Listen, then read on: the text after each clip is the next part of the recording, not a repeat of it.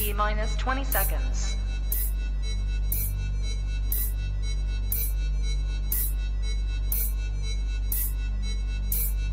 10, 9, 8, 7, 6, 5, 4, 3, 2, 1, 0.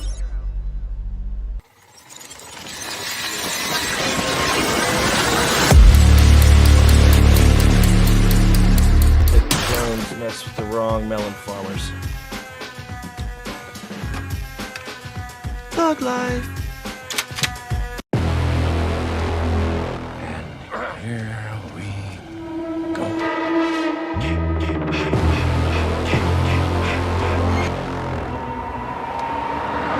I prayed that he would burn in hell, but in my heart, I knew hell.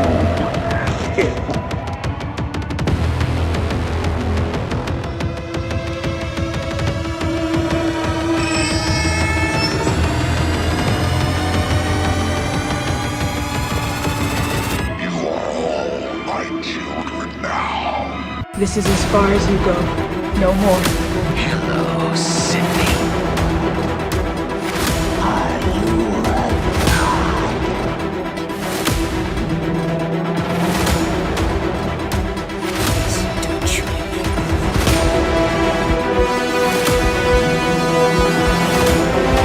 God damn you.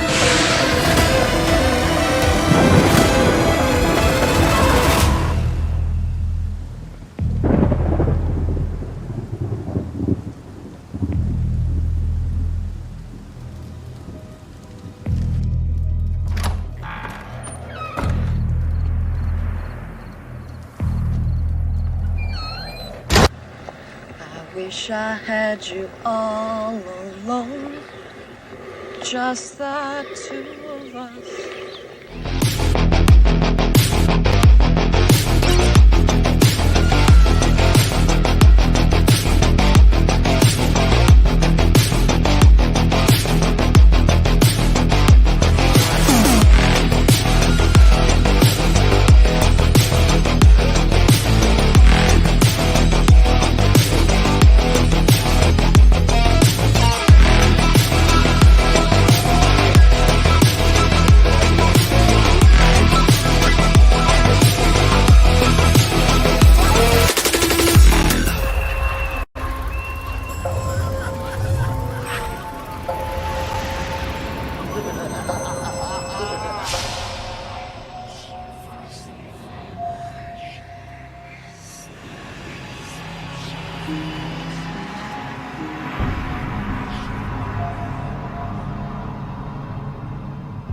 As a child, my mother would warn us of Baba Yaga, a powerful demon who would possess and devour souls of men.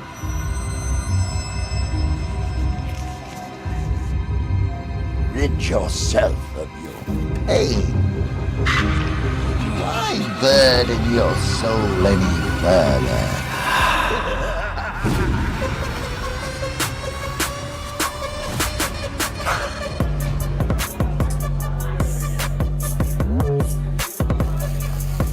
Peter Collymore is in the house tonight. Let's make some fucking noise.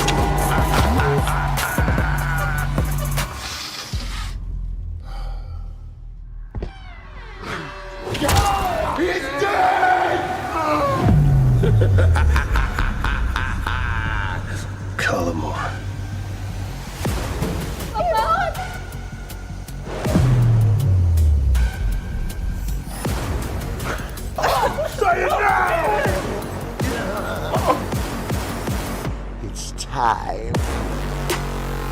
to me!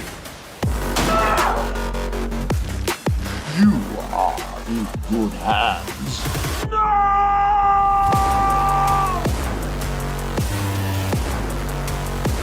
Sooner or later, even a good man has to choose evil.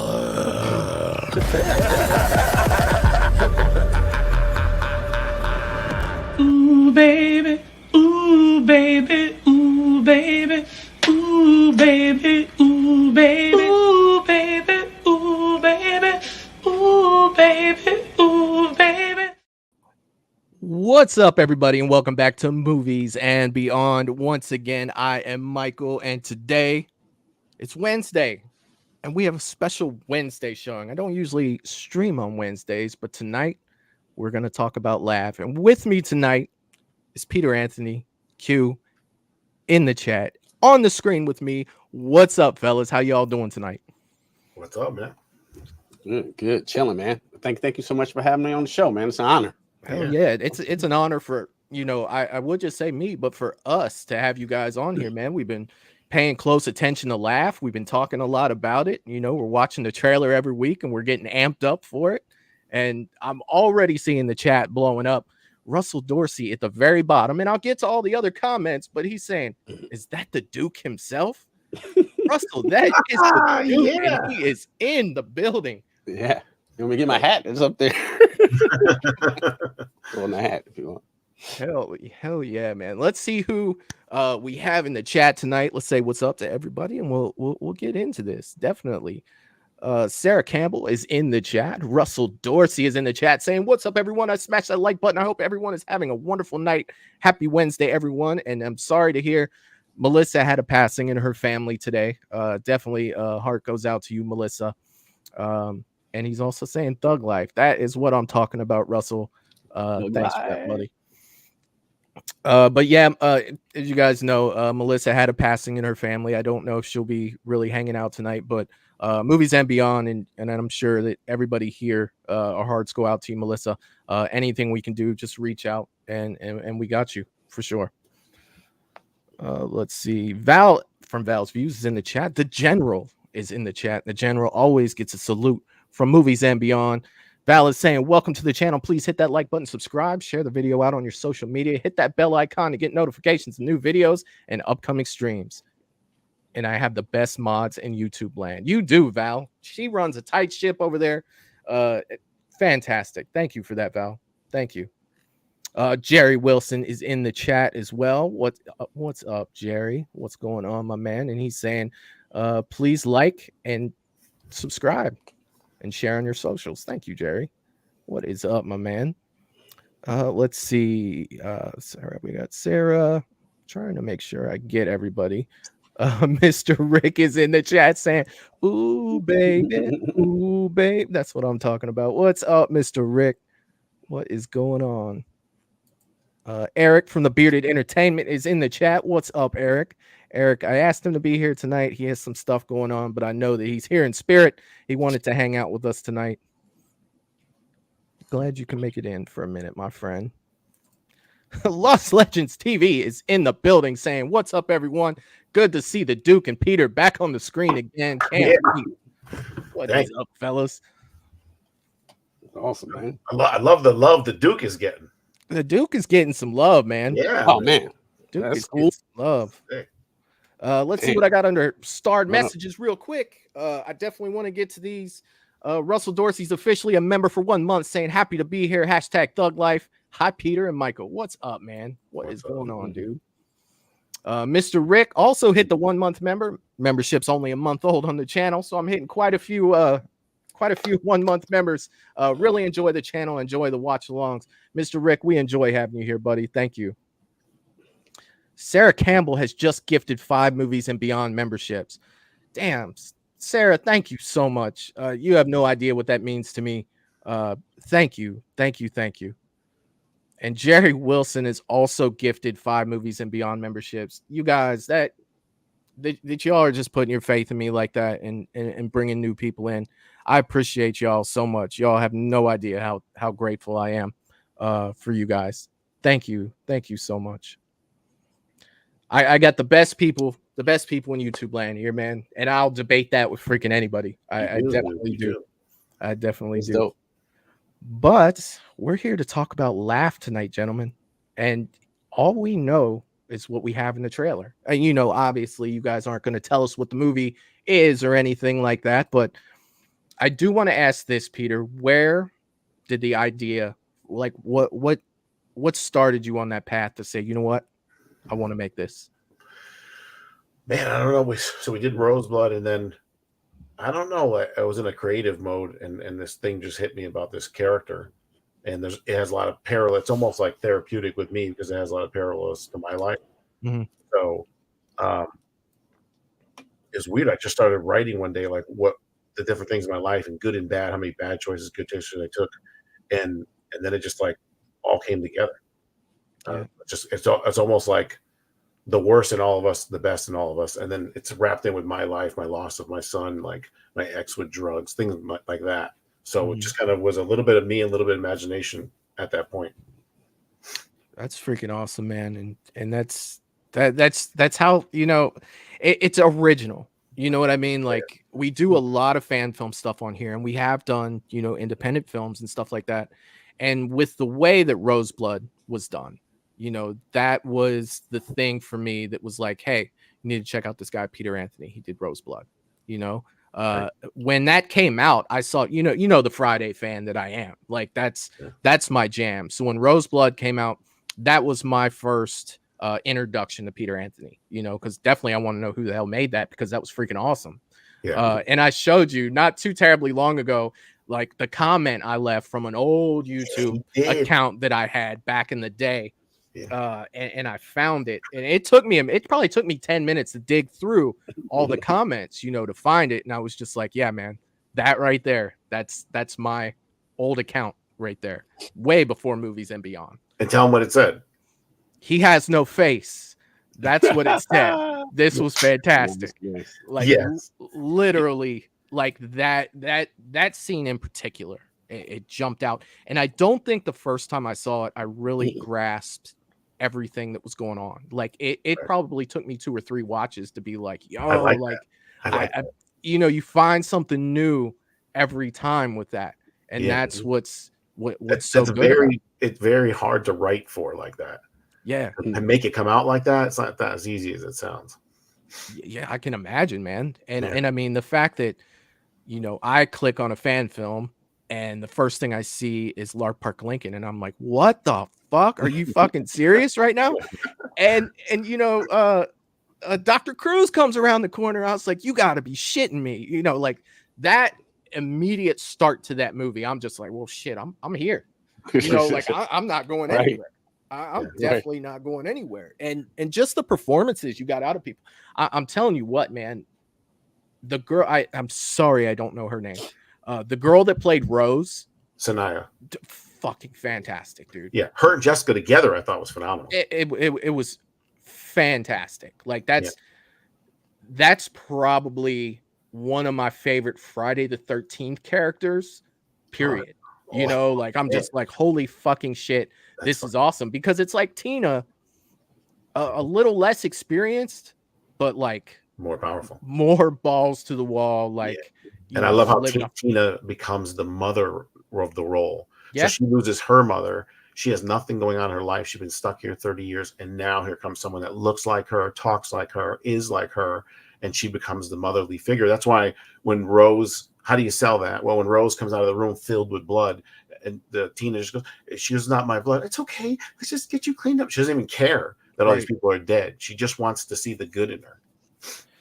Dude, that's the thing. Like, Roseblood is one of those movies that you can watch multiple times and you just catch little stuff. Like, dude, the amount of Easter eggs in that movie alone. You could look at the matchbook, you could look at the notebook, you can look at the shit on the walls. You know what I mean? And then Q, I gotta give it to you, man. Like, the Duke, like that Duke presence was in that movie. Like, I know we're gonna get to laugh, I promise, but to have you both on here, dude. Like, his outfit was spot the fuck on too. It was, dude, and not only his outfit and your look, dude, but the mannerisms. Like, I believed that was a younger Duke. You know what I mean? Oh my God, thank you so much. Yeah, 100%, man. 100%. The And only then you negative got I got about Q, or the character of Q playing the Duke, was his dreads. That's the only thing some people would say. They'd be like, "Well, he didn't have dreads." I'm like, he could have had it when he was younger. Yeah, I think it added more to my my own Duke with the dreads to give it a little bit more personality to me. Right. You know what I'm saying? It's like I'm not that guy. You know what I'm saying? I am the Duke, but I'm I'm biting him, but like I'm a younger version of him. I'm wild. I'm doing mushrooms and shit. You know what I'm saying? I got dreads, son. I'm crazy. Yeah. We don't know what he was like when he was younger. Well, now we do. So right. he had braids. He had dreads. Deal with it. You know what I mean? Like that's like that wasn't even a thought in my mind, looking at the Duke. I was just like, yeah, man. Like, and not only that, it gave some history to the character to kind of make you look at the Duke a little differently in part 9. As before you just thought like, oh yeah, he's kind of, cocky, this and that, but you really didn't know a history. You really didn't see the history between the two. But man, you guys added that, dude, and I absolutely loved it. I did. That's Pete Wright. I never took the Duke costume off when I was on set either. Like I had to use it kind of for method acting because I wanted to be the Duke. At first, I wasn't getting it at first, and then I just kept the cigar in my mouth and walked around with a hat and trench coat all around the Lucis estate every day. You know what I'm saying? Like at lunchtime, we're not even filming. I'm in a Duke costume. I never took it off. It's like bullshit. I was in a Duke costume yesterday. I'm telling you the truth. That's who I am at this point. Doing the damn thing. It's freaking fantastic, and I just want to throw this out there. Some of the comments, Jerry's like following the Duke. Oh, what up, man? Well, hey, when you said that he has no face, did you understand what that meant from earlier in the film the first time you watched it? No, that was something the second time around I got. That's why you wrote the comment after you watched it the second time. Yes. So the first, I literally watched that movie back to back, because there was I was like, dude, you had to have missed some stuff in here. You know what I mean? Because I was trying to figure out the whole, like, well, how the fuck did Michael get there? Like, I didn't get the first time around, but then when I did, I was just like, oh, okay. Like she's brought him here before. This wasn't a one-time deal. Like it started falling in place, like her family and in that room when the knife comes through the freaking wall, it's just like, that's fucking Michael's knife, bro. Like that's not why would they have that knife in there? Like that knife wouldn't just we just kind of hinted to you, It's one of those things that you don't see until you see it. Like it's just like when it first happens, you're like, what? And then when we'll use the word summons Michael, you're just like, that's it. Yeah, that's why that was there. In those 3 phrases at the end, one of them being he has no face, right? I when I wrote those original fucking phrases, think about this. I wrote knowing that at the end it would be for the opposite, the other way. So those 3 words that would make you think 3 different things at the end revealed what it really was. So you thought when the guy had no face that someone ripped someone's face off. But later on, he has no face because it's a white, palest face in a dark room. Fucking the shape, bro. I wrote it earlier to flip and match that one. Yeah. That was fucking. I'm so glad you caught that. Yeah, man. Yeah. And it's crazy because, I don't think I realized it at the time. But knowing what I know now, it's just like you were onto it, man. That's freaking what I'm talking about. Yeah, dude. And for me, that the Roseblood is up there for me. It's top tier, 100%. And I think that's why so many people are drawn to Laugh, man. Like it's like, dude, Roseblood was dope, and then you see the trailer for Laugh, and you're just like, one of the things that we talk about so much after that trailer runs on our Monday show. We always talk about it for a minute. There's never a time where we're just like, okay, well, we always, hey, let's talk about Laugh for a second. That's awesome. I mean, dude, that trailer is clean. Like that's one of the things that I say every time. It's like, dude, that is clean. You look at a lot of other Indiegogo trailers, man, and they don't look like that. That looks that's polished, man. That's nice and shiny. Thanks. We put a lot of time and money into those days and those shoots and into editing. So but it was all, I can't believe that it all came to fruition. Because when I try to explain these scenes to Cody and shit, they think I'm talking about like a cartoon. You know what I'm saying? And then I'm like, no, it's a fucking real life. He's like, there's gonna be a real devil with a woman with a child. I'm like, yeah, I'm fucking stage with fucking lights and a bed, and we're gonna get fucked, you know. And they're like, what? They think I'm crazy. And then we shoot it, and they're like, oh, okay, now we understand.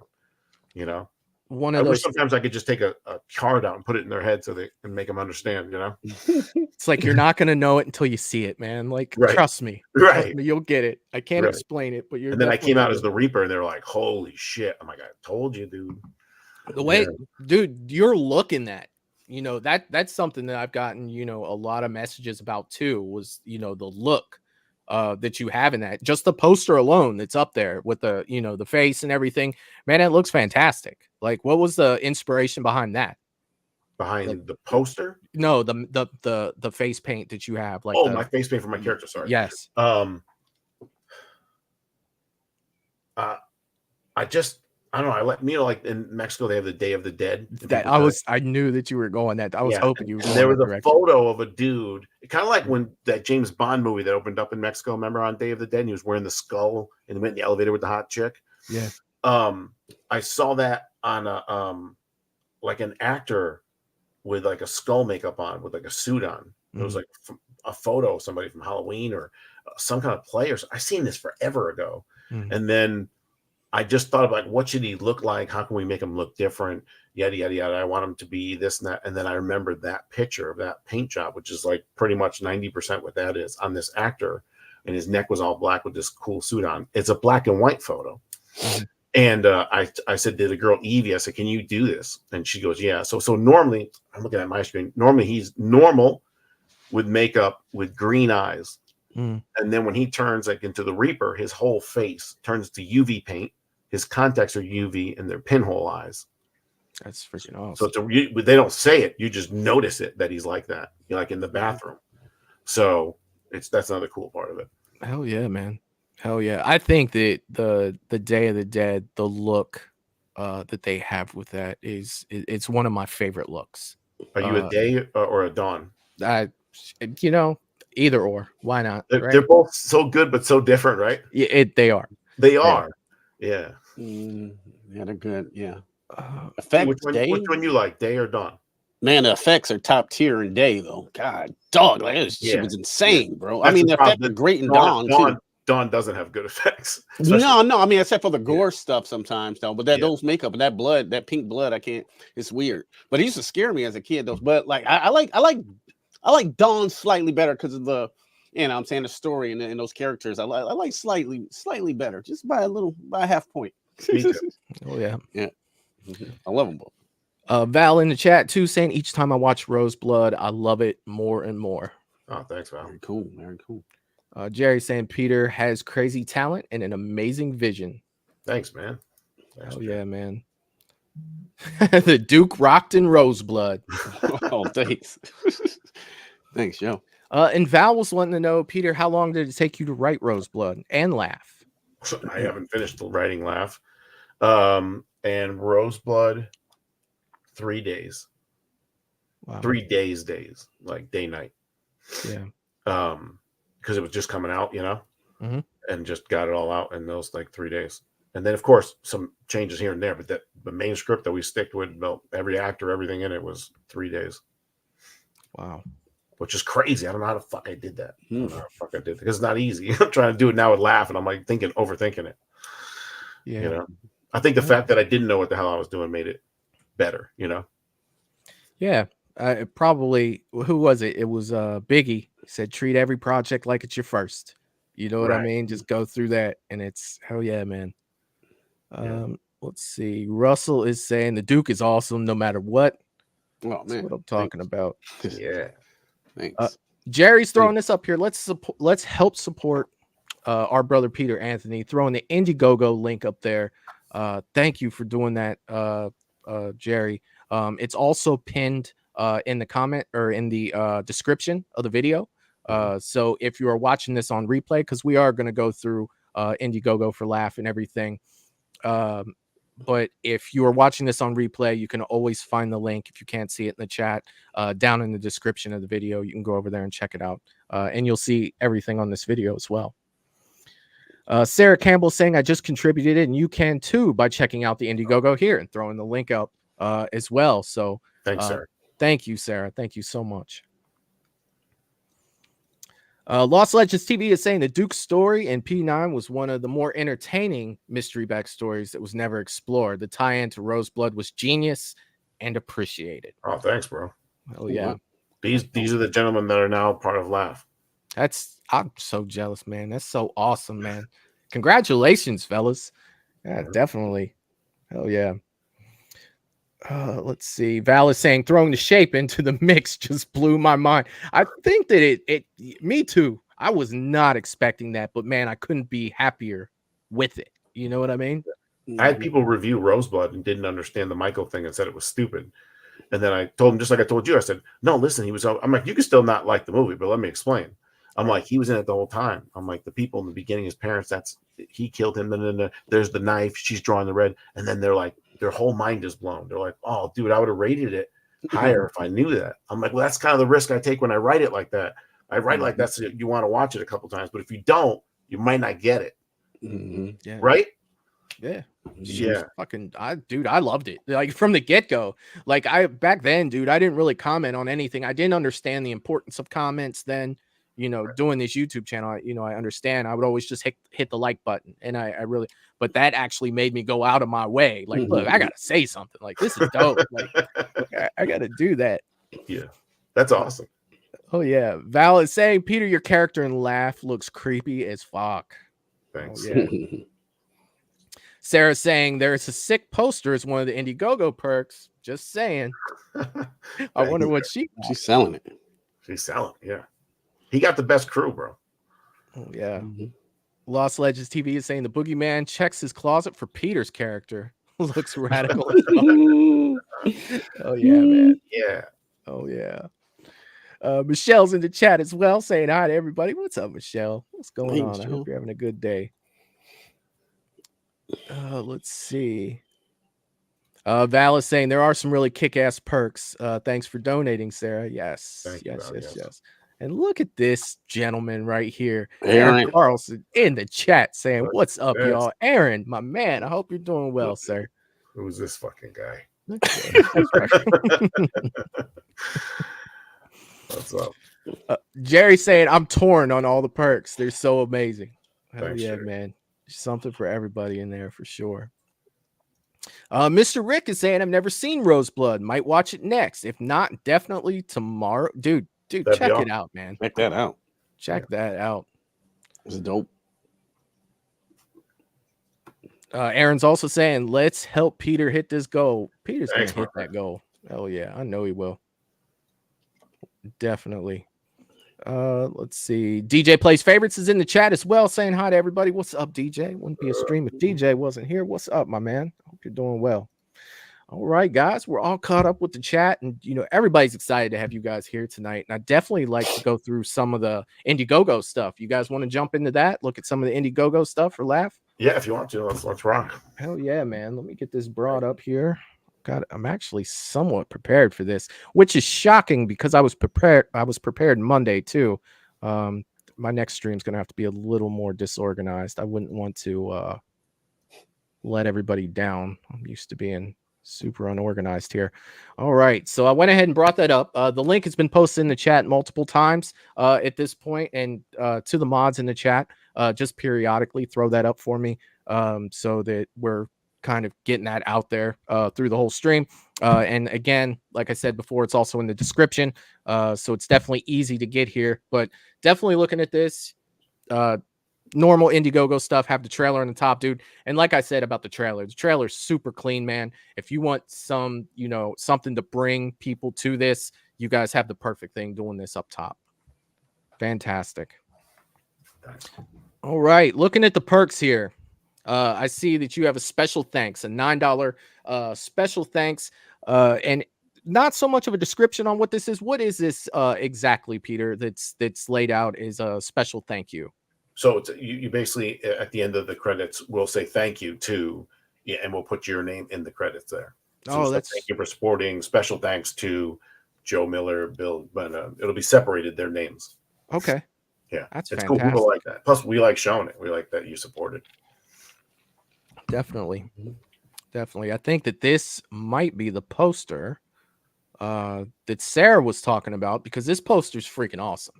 It looks like it's $15. This is for the original poster artwork featuring legendary actor Terry Kaiser and Calypso, the demon played by John A. Ravenholt.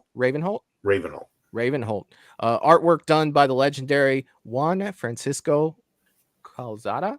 That dude is normally $3,000 a poster. Are you serious? I knew a dude who knew him, and we worked out something. But that he drew that from scratch. I'm like, I want him to look like this over a thing, and he just wrote it right back the next day. And I was like, God damn, you're on spot with that. You know, he's amazing.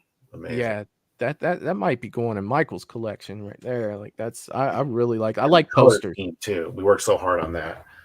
Yeah, that looks fantastic. Excellent. You got like a yellow, a gold, and like a red. You know. Hell yeah. Like, yeah, dude, I'm just looking at it right now. Like, that's one of the things, for me. I don't have a lot of like I have these masks up here, but in the grand scheme of things, the people who collect, I really don't have that many. But I do collect a lot of posters. There's just something about posters for me that really, those are the things that I like to collect. You're a real fan, man. Yeah, I love posters. Dude, my wall is just posters, in frames. Like I absolutely love them. So yo, by the way, I think Q says yes, and I say yes to watching Friday 13th Part 4 with you. Definitely. Yeah, dude. Oh yeah, absolutely. Man, if you have me on, I'm down. Yeah, 100%. You guys are more than welcome. For the people in the chat who don't know, on April 13th, and I'll be putting this up shortly, Friday the 13th, Part 4 turns 40, April 13th. It's my favorite Friday the 13th movie. It's got to be done. I'm sorry. I haven't seen anybody else talking about it. And I was like, well, if nobody else is going to do it, we're going to do it here at Movies and Beyond. So what I did was I invited some cool people to come hang out. Looks like Peter will be there. Q will be there.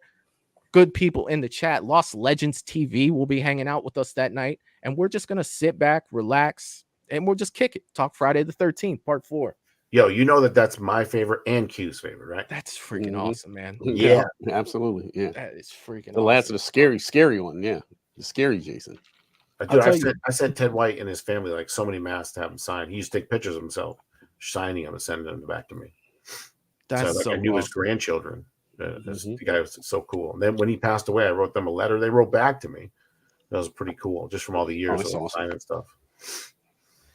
That's freaking awesome, man. I never had any interaction with Ted White, and that's one thing that I really wish that I would have been able to do. Like that sucks, man. But wasn't he like 55 when he was Jason in Friday the 13th Part 4 already? Or 50, something like that. Yeah. He was up there, man, but you couldn't tell from his performance, man. He killed it. Yeah, he was phenomenal. It's funny, they watch they go to the panels and the fans are asking questions, and Kane will start swearing, and Ted White hated it, and he would just like, "Can you not stop swearing?" Like that, and everyone would laugh at the difference between the two of them. He was like a super gentleman, and Kane just don't give a shit. Yeah, so it was great. It was great to see it like right in front of me, unfolding. It was awesome. It's like, oh shit, two Jasons are about to throw down. This is freaking awesome. Yeah. Ted White, bro. I mean, I always debate all the time. What's the best mask ever? Is it the 7? Is it the Clean 3? Or is it the Axe 4? Because to me, those are the 3 best. Oh, I'm sorry, man. I gotta go with the 7, bro. I think we said the 7 too, didn't we? But trust me, I love the 7. Look at Roseblood, but the Clean 3. Oh man, that's iconic. That's more iconic than 7. It's true. Yeah, and then the blood almost makes it better. Oh man, but that 4 though with the axe, you know what I'm saying, and the weathering on 4. I'm looking at Brooker's shit right here in front of me, right here. The Fangoria magazine and the cot. Yeah, the mask, everything right here, right in front of me. So I see it. That's all I look at all day. It's just something about 7 for me, man. Like it's just same with me, bro. I think his under mask is even better than his mask. It's fucking the whole look is ridiculously awesome. Like it is absolutely awesome. I don't know if Q was on the last thing I was talking about. I used to go to the movie store like every week and re-rent 7, and I would fast forward it until like the last 15 minutes of 7 because that's There is no better fucking stunt work in the history of the fucking series, let alone one film, than what Kane Hodder, the master class display he fucking put on in stunts in that last 15 minutes with Tina is gold. Yeah, and I would just go to that and watch it every time. And it was like there's nothing wrong with it. It's like perfection. I couldn't get enough of it, dude. The three things that stick out to me: one, him jumping through that window in part 7. And he barely clears his head. Barely clears and his he had head. to jump a long distance, super athletic to get like that low through and then land again. Yes. Yeah. With all that shit on. Yeah. You know, and like T1 eyes blacked out too. Yeah. Yeah. And he came through like this, so he was performing too. He's like, he's performing, yes. Yeah. And he got small then big. Right. Yeah, it was awesome. It was awesome. Yeah. And that's the best ever, because then the lightning bolt flashes and it just shows his eyeball. I'm gonna fucking watch it tonight. And when I'm done, fucking done with that, I'm gonna watch Rosebud. That's exactly what the fuck I'm doing the rest of the night, dude. Watch What party. about when he fell down them stairs, though? You know what I'm saying? Like when he hit the thing and he fell down the stairs and shit. Oh yeah, they dropped the rope on him. That's my number 2 right there, man. That was, like I said, it came down to 3 things for me in that one. The window, him getting knocked and then falling through the stairs. Again, he could have busted his head open, you know, with that too, because if I'm not mistaken, you know, there was just a small section that he had to fit through, and he came very close to the permanent part of the stairs. He was at the end of the last fake one. Yeah. And then him being ignited on camera. Fire. After almost dying from being burned. Right. Yeah. I mean, dude, you talk about cajones. Yeah. Dude. Embracing your fear. Yeah. Yo, Batman. God damn. I won't even hold a tarantula up. You know, let alone fucking that. God damn.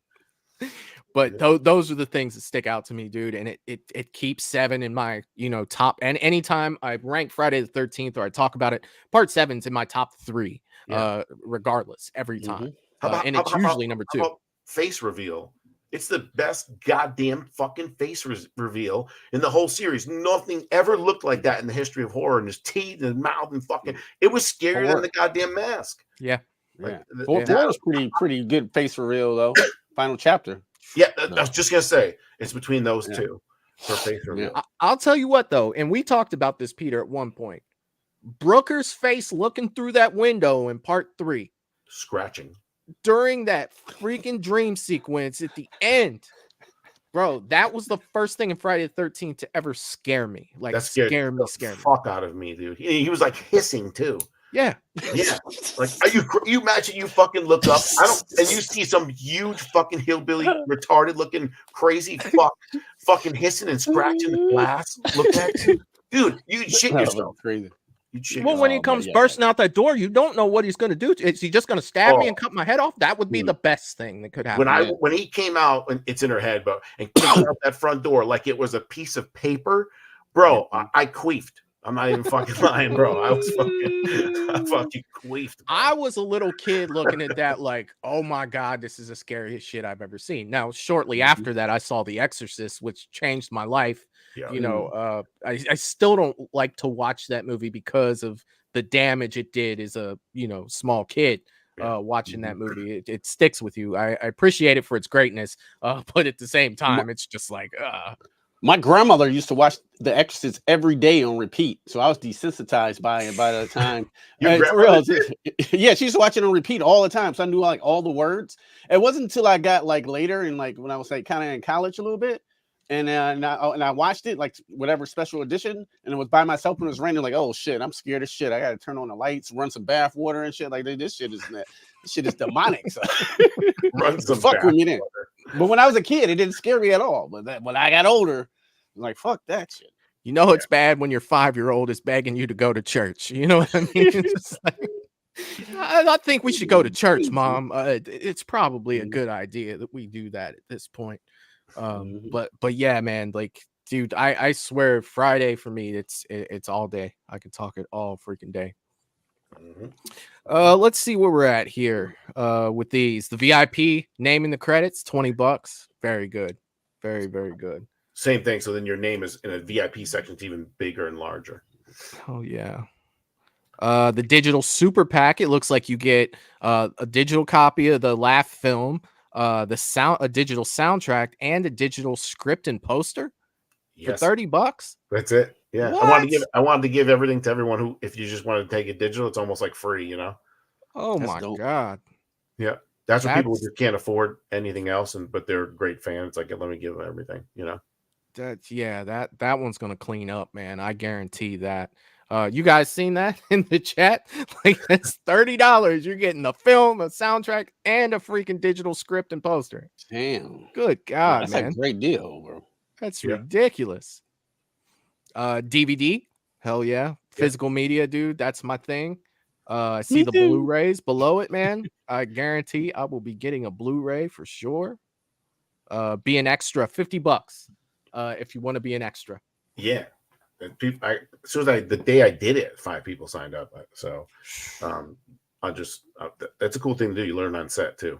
It's a lot cooler than just being standing an extra in our films. Everyone's like involved, Hell yeah, man. And let me ask you this. There are a couple questions in the chat, and I'll definitely get to them. But where are you guys filming this? Like, what part of the country? Connecticut. Connecticut. Right where I live. Yeah. Eventually I got to go to Boise to shoot the Afghanistan scene. Might be 1 or 2 days, which is what is on the TV when it rolls forward in his mouth. It's me in Afghanistan. It's what the clown's showing him. Okay. Is that cool? So I got to go out there. So whenever that is, but. Oh yeah.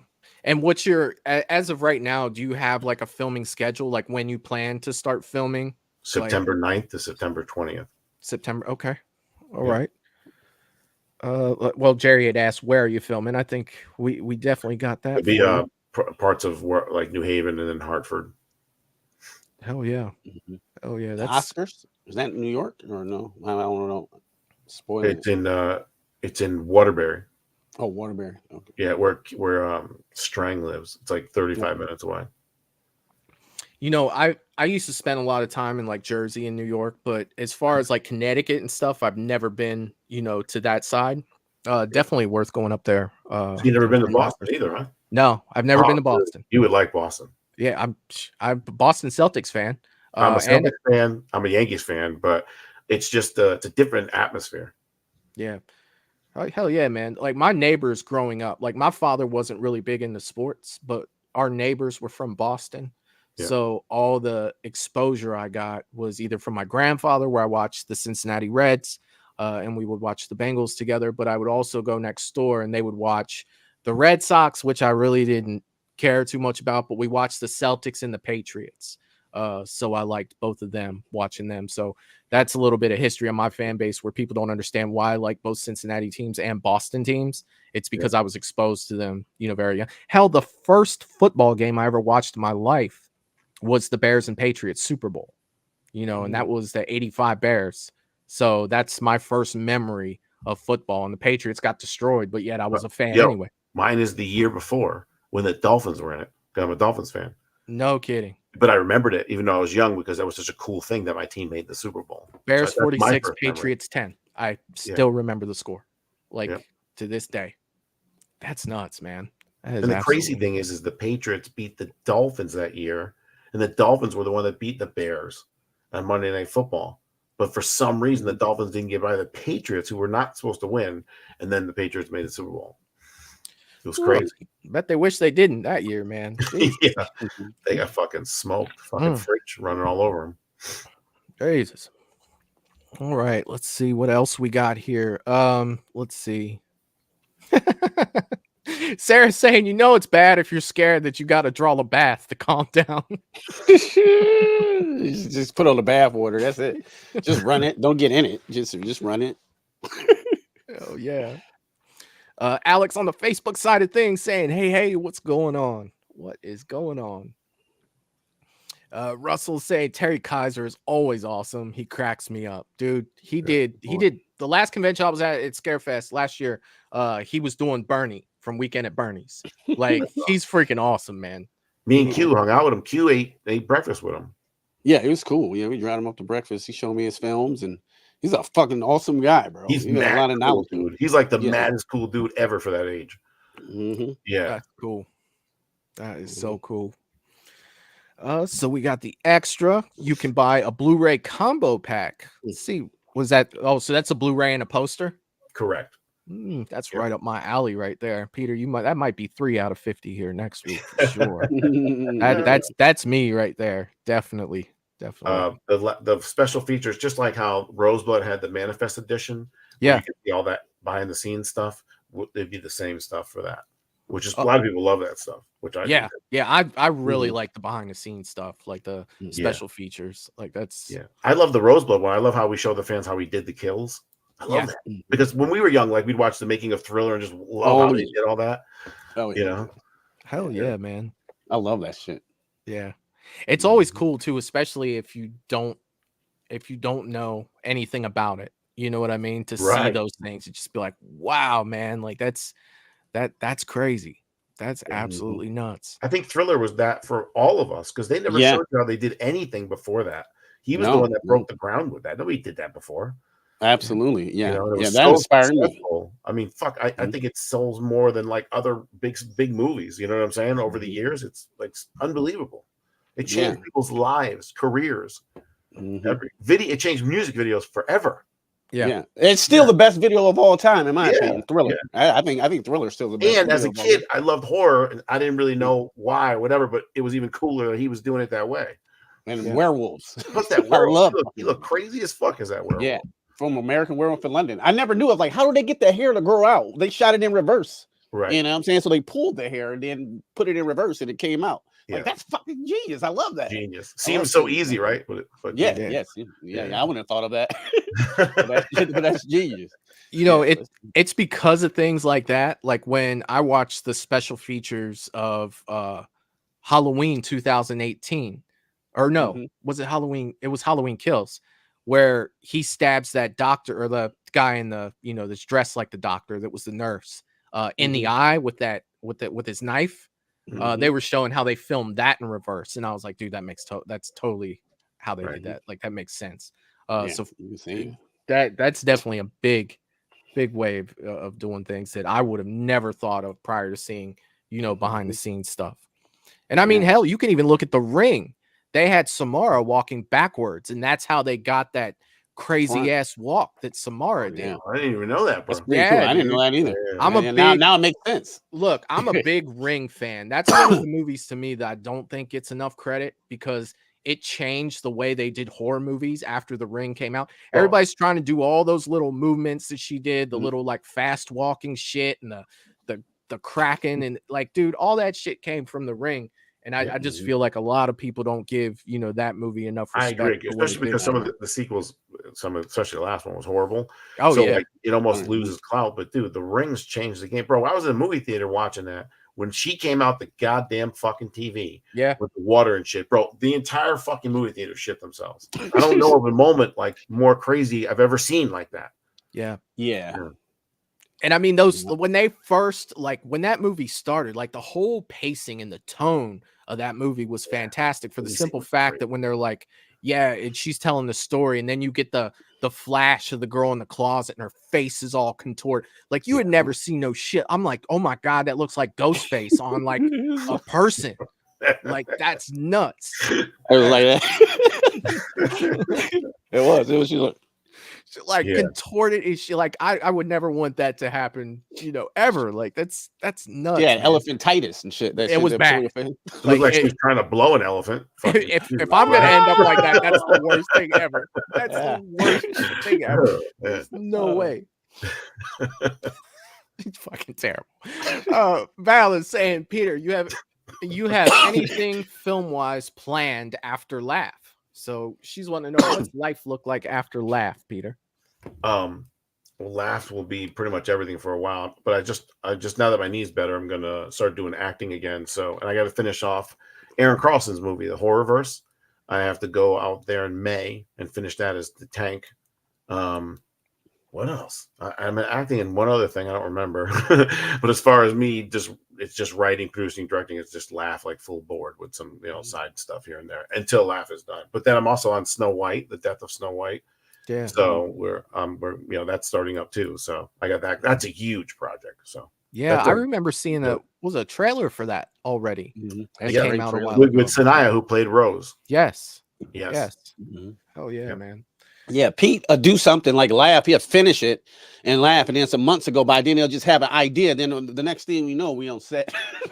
Yeah. Then he's like, I'm done with it. And shit, but like, oh shit, I got this. And then like a month and a half, we on set. You know what I'm saying? So like, yeah, this boy, he just go. When he go, he just go. Yeah. Boom. Till it's finished. When I get a creative idea, yeah. That's cool though. That's the best way to do it, man. Go, go, go, go, go. Yeah, there's videos of me out there like reacting on my Marco Polo like a crazy idiot. I got something right here. Alex is asking, when will the premiere of Laugh be released? So, like, do you have an idea, a ballpark? I know you probably don't have a solid date for it because there's post and everything. Until September. I mean, it won't be early 2025. Okay. Oh yeah. Oh yeah. Eric says, I'm the same way. Go, go, go, go, go. Now, now, now. Oh yeah. Sarah's saying The Ring was the first movie that went viral in real life for me. I was 13. We couldn't stop talking about it. We were running around telling people they were going to die in 7 days. It changed the game. It did, Sarah. And you know, I posted a short of that video that they watched probably about like 6 or 7 months ago. Yeah. And there are people that were like, dude, I hit the like, but I still am not watching that video. Like, wow.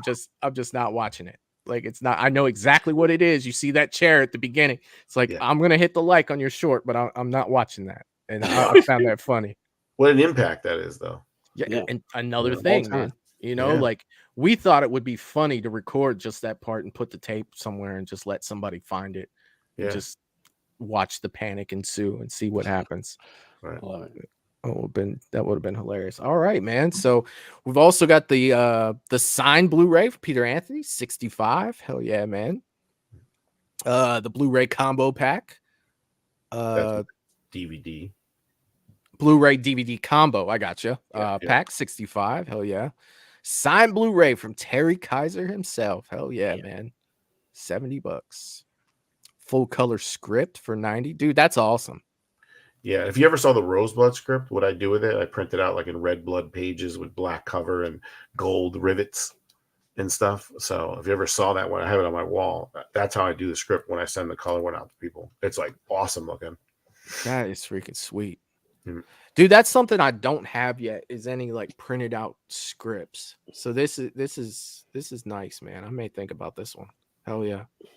Yeah. You can also name a male character. Michael, that's a great name, dude. Yeah. Name a female character. Oh yeah. Laugh Possession Blu-ray.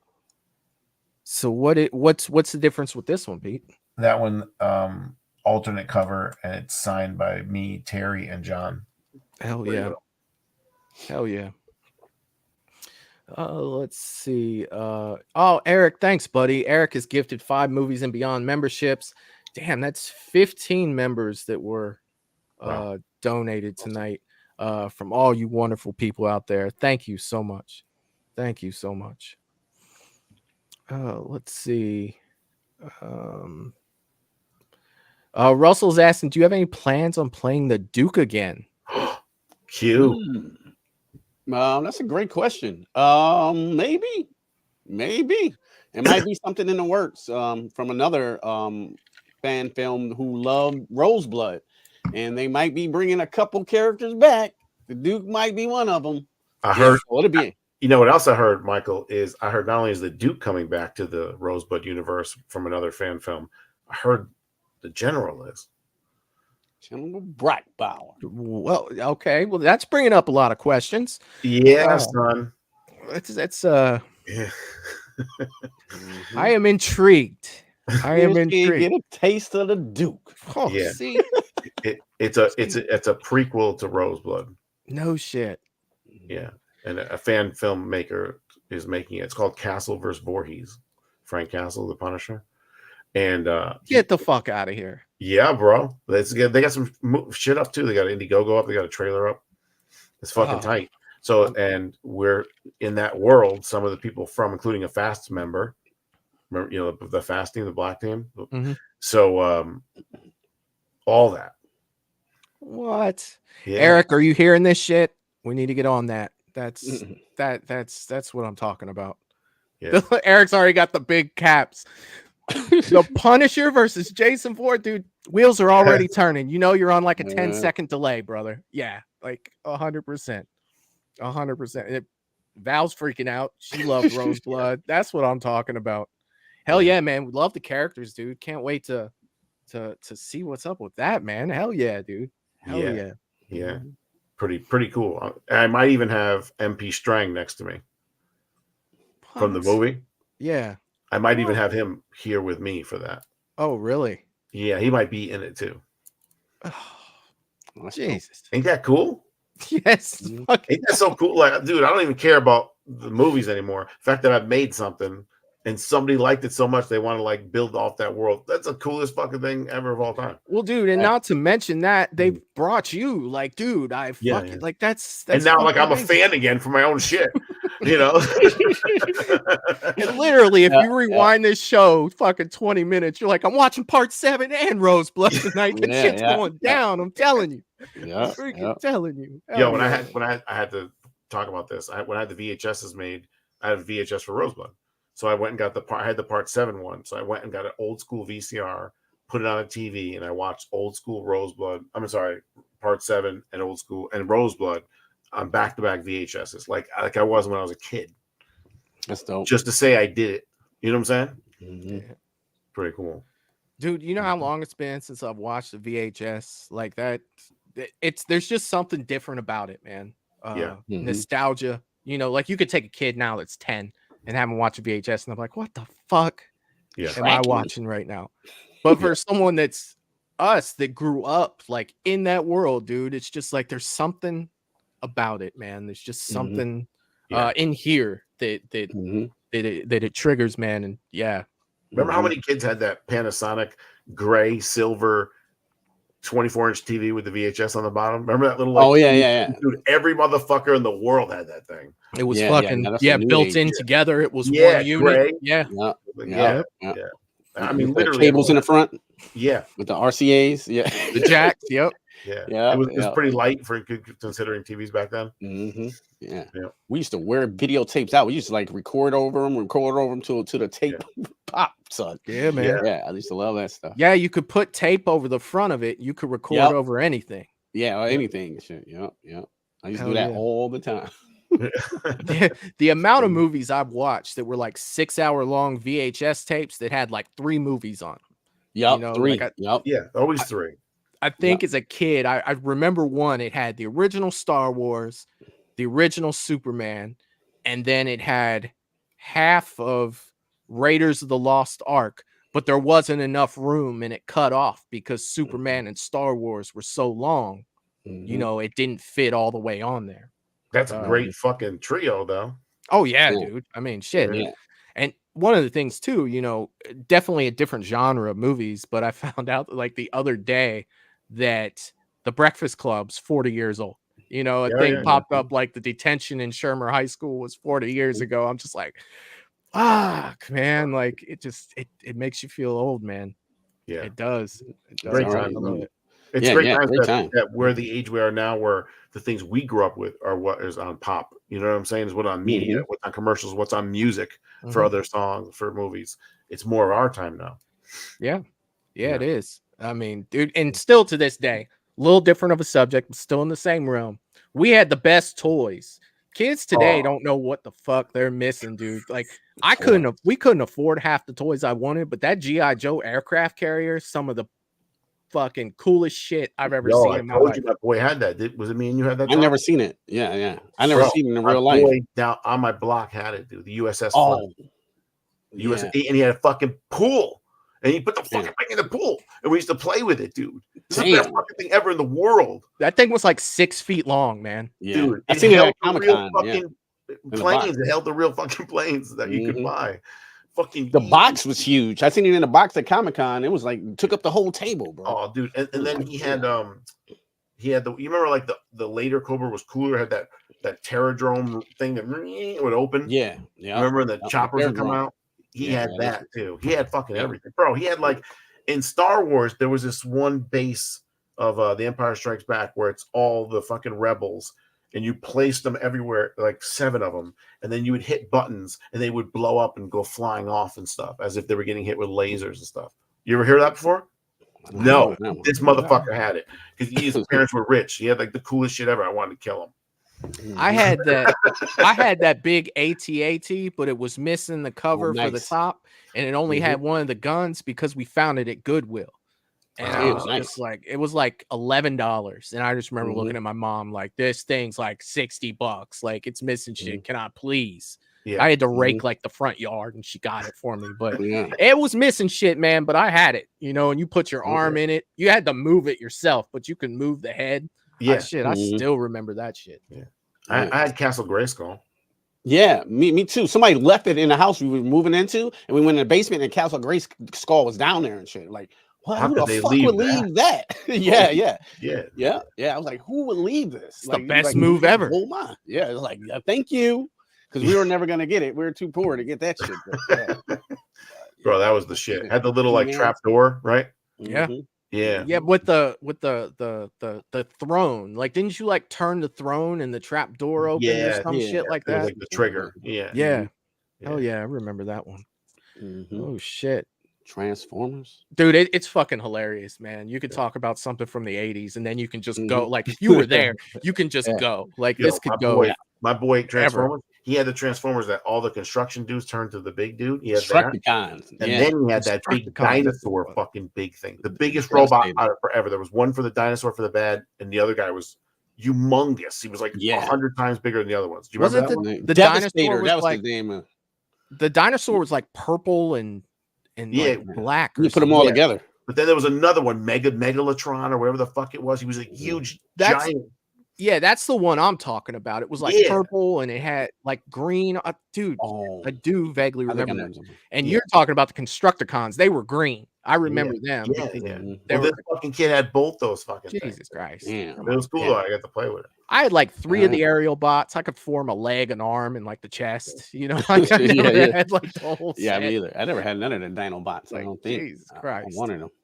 I could My brother had the fucking Lamborghini. Man. Oh shit! I had Optimus Prime. I did have Optimus Prime.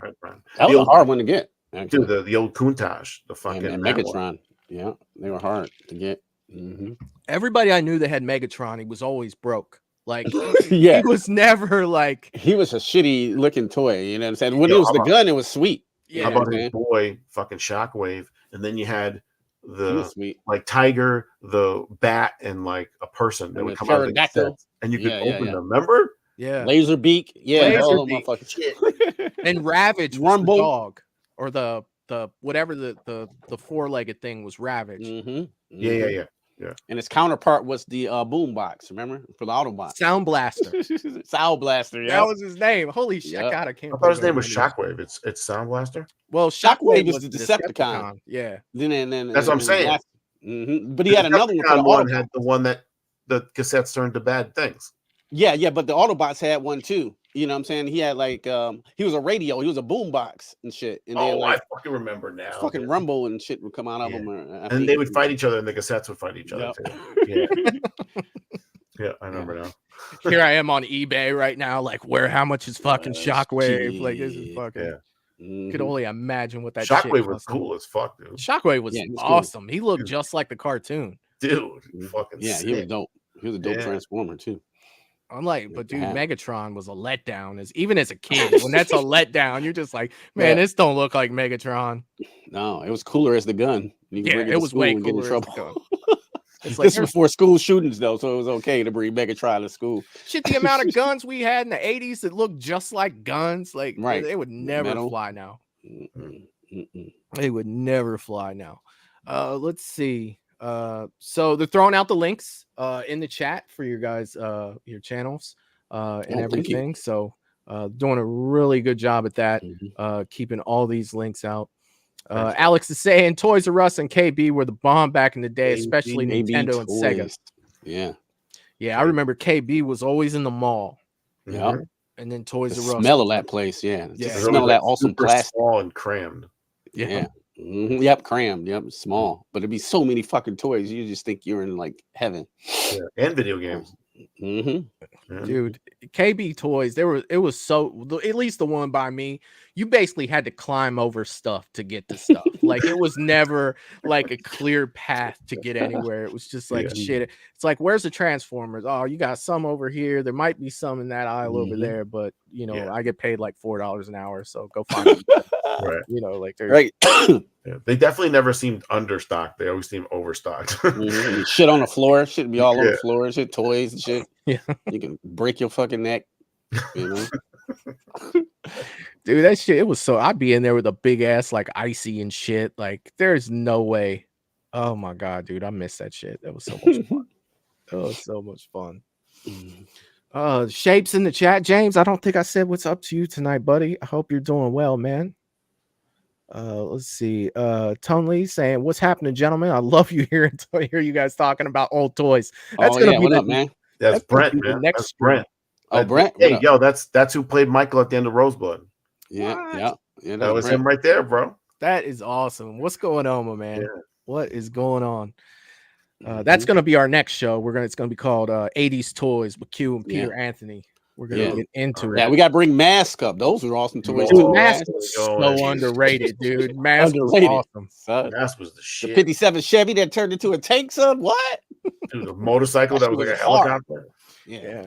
Well, I like the red car where just the doors came up. Yeah, came up with the guns and shit. Yeah, that was sweet. Yeah.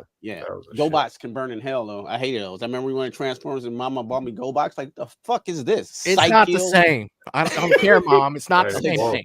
This is trash. You know what I'm saying? This is like Save-A-Lot Transformers. This ain't a fucking Transformer. I hated the show too. What was that Clerks 2 where he's like, they're like the Kmart Transformers or some shit like that. Like, yo, he just wanted to stick it to him a little more. He goes, and I fucking hate the show too. I did hate the show. Psych Hill, because he had the fucking like, this didn't make any sense. You didn't know. Like the things, he had his arms were like wavy like this, like the wavy fucking the inflatable man and shit. Like, what the fuck is this? This is trash. And their heads were all blocky, turbo. I don't know why I remember their names and shit. Not only did the toys suck, but the show was trash too. Yeah, your show sucked dick too.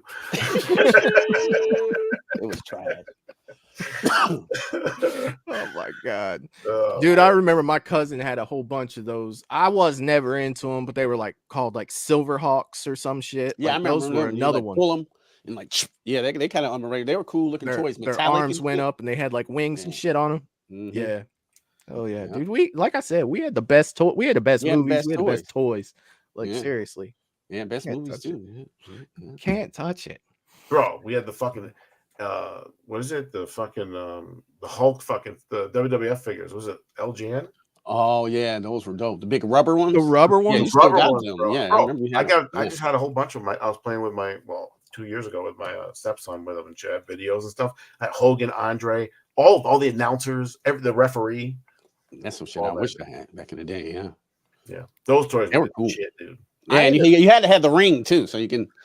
Oh yeah. Bounce them in the ring and bounce them. I love 80s toys. Then they had those little motherfuckers where you could wrestle them. They were like this big, remember? Oh yeah, buddies. I think they were called wrestling buddies or something. Yeah, like plushies. Yeah. Yeah, we used to have like tag team matches, me and my boy with the two pillows. Like, they were real motherfuckers. And we'd fuck them up and tag each other. And we didn't even act like it wasn't weird. Yeah, no. What's wrong with you, Peter? I lost the Macho Man today. How did you lose to a pillow? It's like, you fucking dropped that elbow, man. It was over for you. There was two of them. The two pillows? Yeah, two pillows.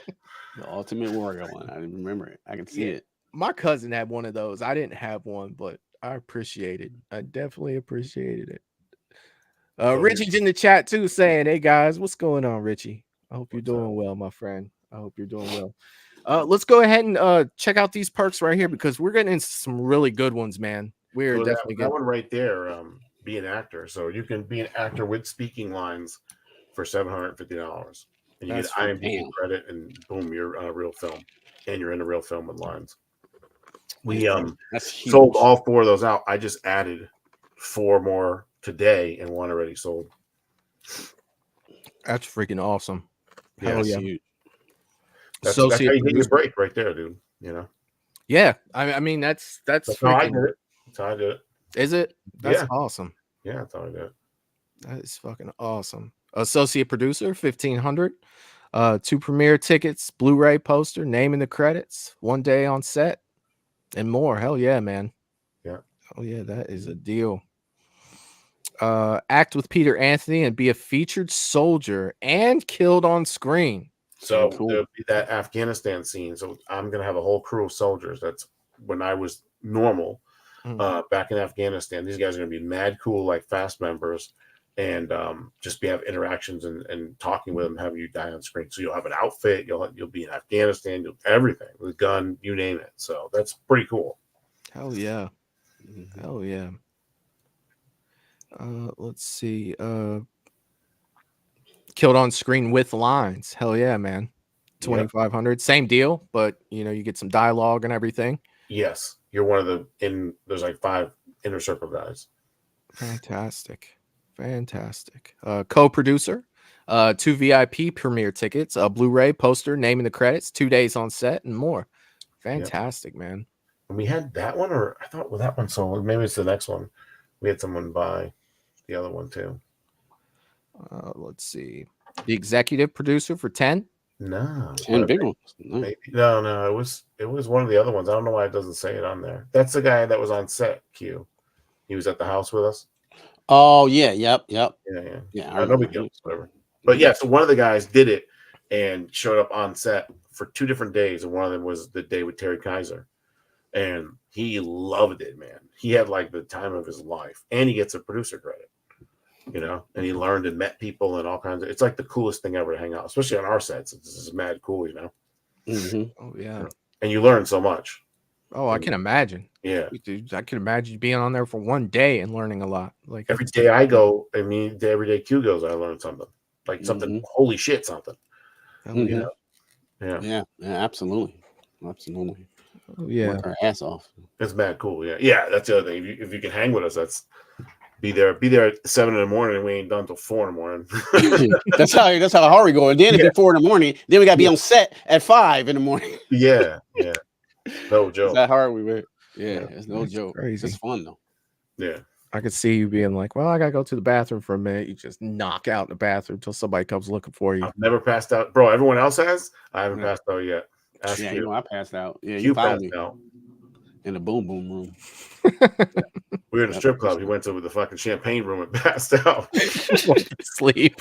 He was laying on the nasty fucking couch, bro. You know what's on that shit? Okay, I didn't care. Yeah, I was so tired, bro. I was so fucking tired. I didn't even care. I had a hoodie on like this. I just put the shit over my shit like a fucking Linus or whatever, or the dude from South Park, and just took a little nap.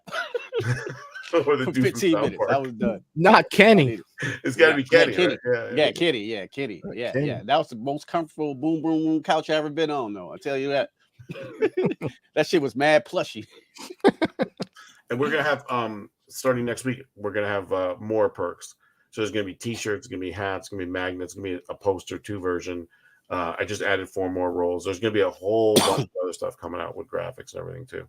Okay, but it'll all still be the same link, and it'll just be added to what you have here. Yep. Oh yeah. Russell is throwing out there, got to do that awesome leg drop. I'm pretty sure that's when we were talking about fighting the plushies. Hell yeah, man. Eric reminding everybody, don't forget to slash that like button, everyone. Hell yeah. Thanks, Eric. I'm so terrible about remembering to say that. Thank you.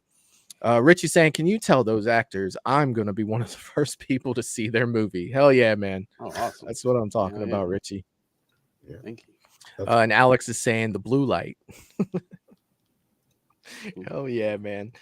So we're down to executive producer. Let's see what we got. Oh, I guess these are your ones that are sold out here, man. Yeah. Hell yeah, dude. Yeah. That's freaking awesome. So these are all the perks that Peter has for Laugh. Definitely make sure that you guys go over and check that out. From what you guys can see, there's something for everybody. Little or a lot, be a part of Laugh. It's easy to do, and this is how to do it. And we definitely want to support Peter. Peter, you dude, thanks, you're very you've always been very welcome on Movies and Beyond, and we consider you one of our own here, man. So anything that we can do to help out, we're definitely gonna do it. You just let us know, man, and we're there 100%. 100%.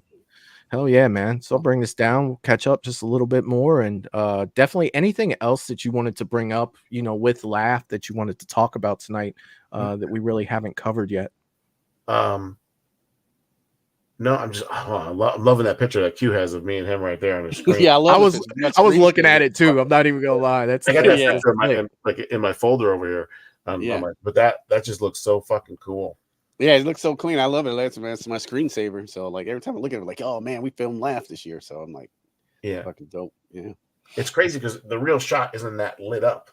It just, I don't know if it was a flash or we turned the lights on more or whatever, but the movie didn't look like that. But I just like that whited out version of it for some weird reason.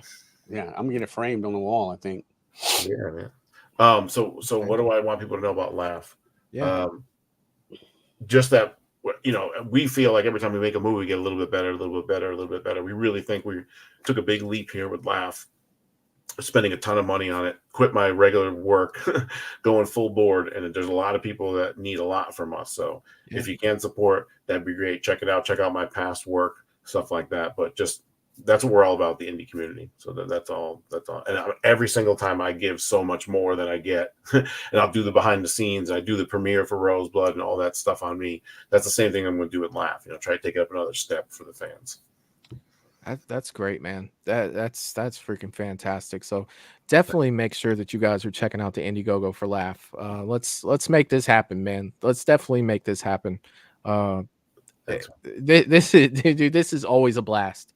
Always a blast to go over this stuff, man. And I think that you really opened up a can of worms, both of you guys, with the whole Punisher Jason Voorhees thing. I haven't checked Instagram, but I'm sure the questions are coming.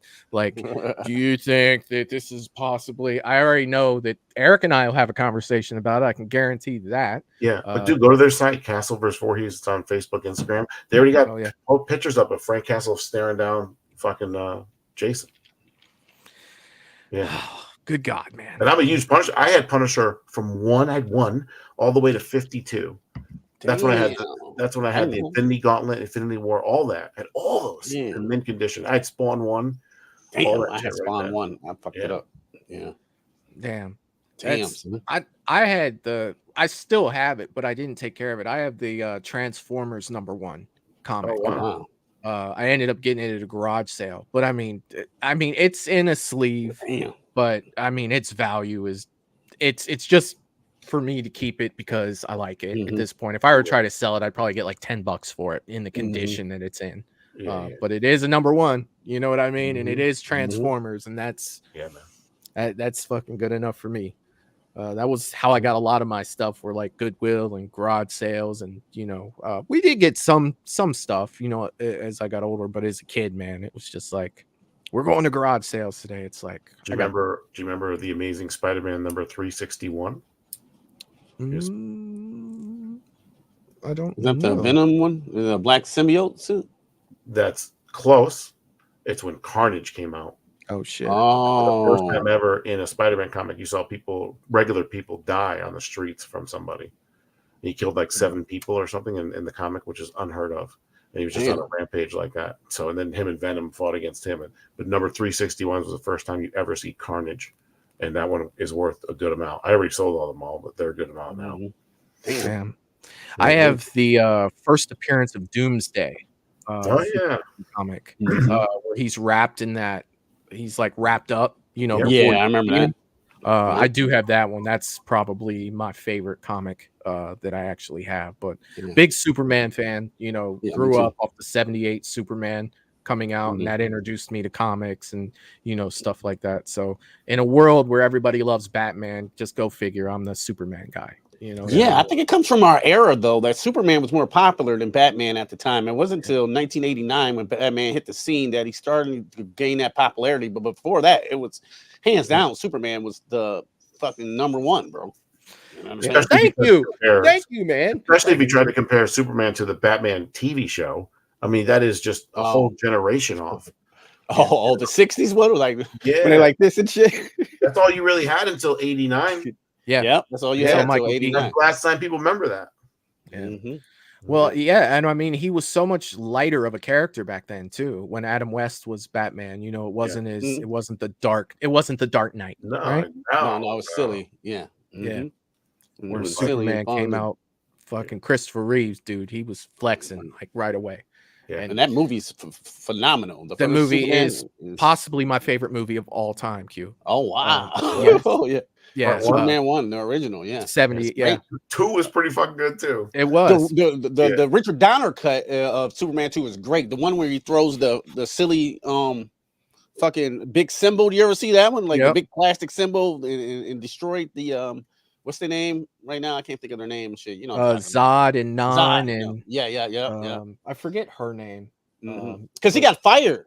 They were shooting Superman 1 and 2 back to back, but then Donner got fired from 2, and somebody else came over and put talking about that one right there. But yeah, that one. Yeah, talking about that. You need me to start date like, dude. That's bro. I never seen the Richard Donner cut. What the fuck? That's the real one. That's the real movie. Yes, yeah. The other one is good, but it got some silly shit in it. Give me the differences. Give me something good. What's different? A lot of their fight in the city's different too. Yeah, a lot of that. A lot of different scenes you didn't see when they were fighting in the city. Like there's probably it like wasn't the city. It was like the desert, right? No, they fought the city. Remember? And they were throwing them into the Coke sign and shit like that. Oh yeah. I'm thinking when they first met in that weird small town, or when they first arrived. Maybe that's what it was. Oh yeah, I know what you're talking about. It's a more serious movie. I would say that it got more. It's no silly shit in it. Like like I said, throwing that Superman big plastic symbol that didn't make any sense. Like they didn't fuck it up. They respected. It was like the real sequel to the first one. I would say it's a great. Yeah, Richard Donner. Check that one out. Yeah, the Richard buy Donner that cut. somewhere. They well, they just released recently the whole. I would by recently I mean within the last year, the whole 4K set from 1 to 5. I think they included the one that didn't have Christopher Reeve as Superman Returns. And it's all 4K ultra high def, and it has the regular version and the Donner cut in it. So that's definitely a way to get it now to check that out. But remember in Ted in the beginning, and that stupid fucking movie Superman Returns with what's his name? Remember that in the beginning? Brandon Ralph. Yeah, that's great that they make fun of it. Yeah, that dude, I don't care what anybody says, dude. Like Otis was the shit in the first one. Like that whole movie from Otisburg. Dude, the dialogue in that movie, fantastic. Like you can look at when Clark is talking to Lois on top. Well, he's Superman, but he's talking to her on top of the apartment building. The dialogue, the chemistry between the two is shit that you just don't see in movies these days. John Williams' score, I can listen to the whole score and just see the movie in my mind based off of the score that I'm hearing for that. Comedy between Lois Lane and Clark Kent, like the way the camera pans the things and stuff and makes it look dorky, right? Yeah, and then he's meanwhile trying to play off not being him yet still liking her and all that shit. Dude, him being Clark Kent and being Superman, it's like he played 2 roles in one movie. I was just about to say different person. Like totally different person. Even from his posture. If you look at Superman, the nose thing, like Superman stands straight, where Clark is more hunched over and clumsy. Man, absolutely fantastic. Christopher Reeve fantastic, killed it, man. And Marlon Brando made $3.5 million off that movie, and he was in it for like 20 minutes. Yeah, that's what I heard too. Yeah.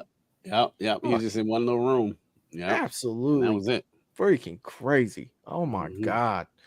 Let me catch up on the chat real quick. Val was asking, where is Laugh being released? Theater, streaming? What you gonna do with that, Peter? The goal is theater, so we have like an inside connection to that. And if we shoot the rest so far, what they see they love. If we shoot the rest of it and it's what we're saying it's going to be, then we're hoping theaters. And let me ask you this: regardless, either way, are you going to premiere it at a theater? For sure. If we got picked up 1,000,000%, I'm still do it the other way too. I would just do it, locally, whatever. Yeah. Hell yeah. Yeah. Oh yeah. Let's see. Alex is saying next show will be about 80s and 90s toys. Deal. Put it in the works, man. I'm down. I'm telling you. Me too. That could be a 10-hour stream. Like that's crazy, man. That could be a freaking 10-hour stream.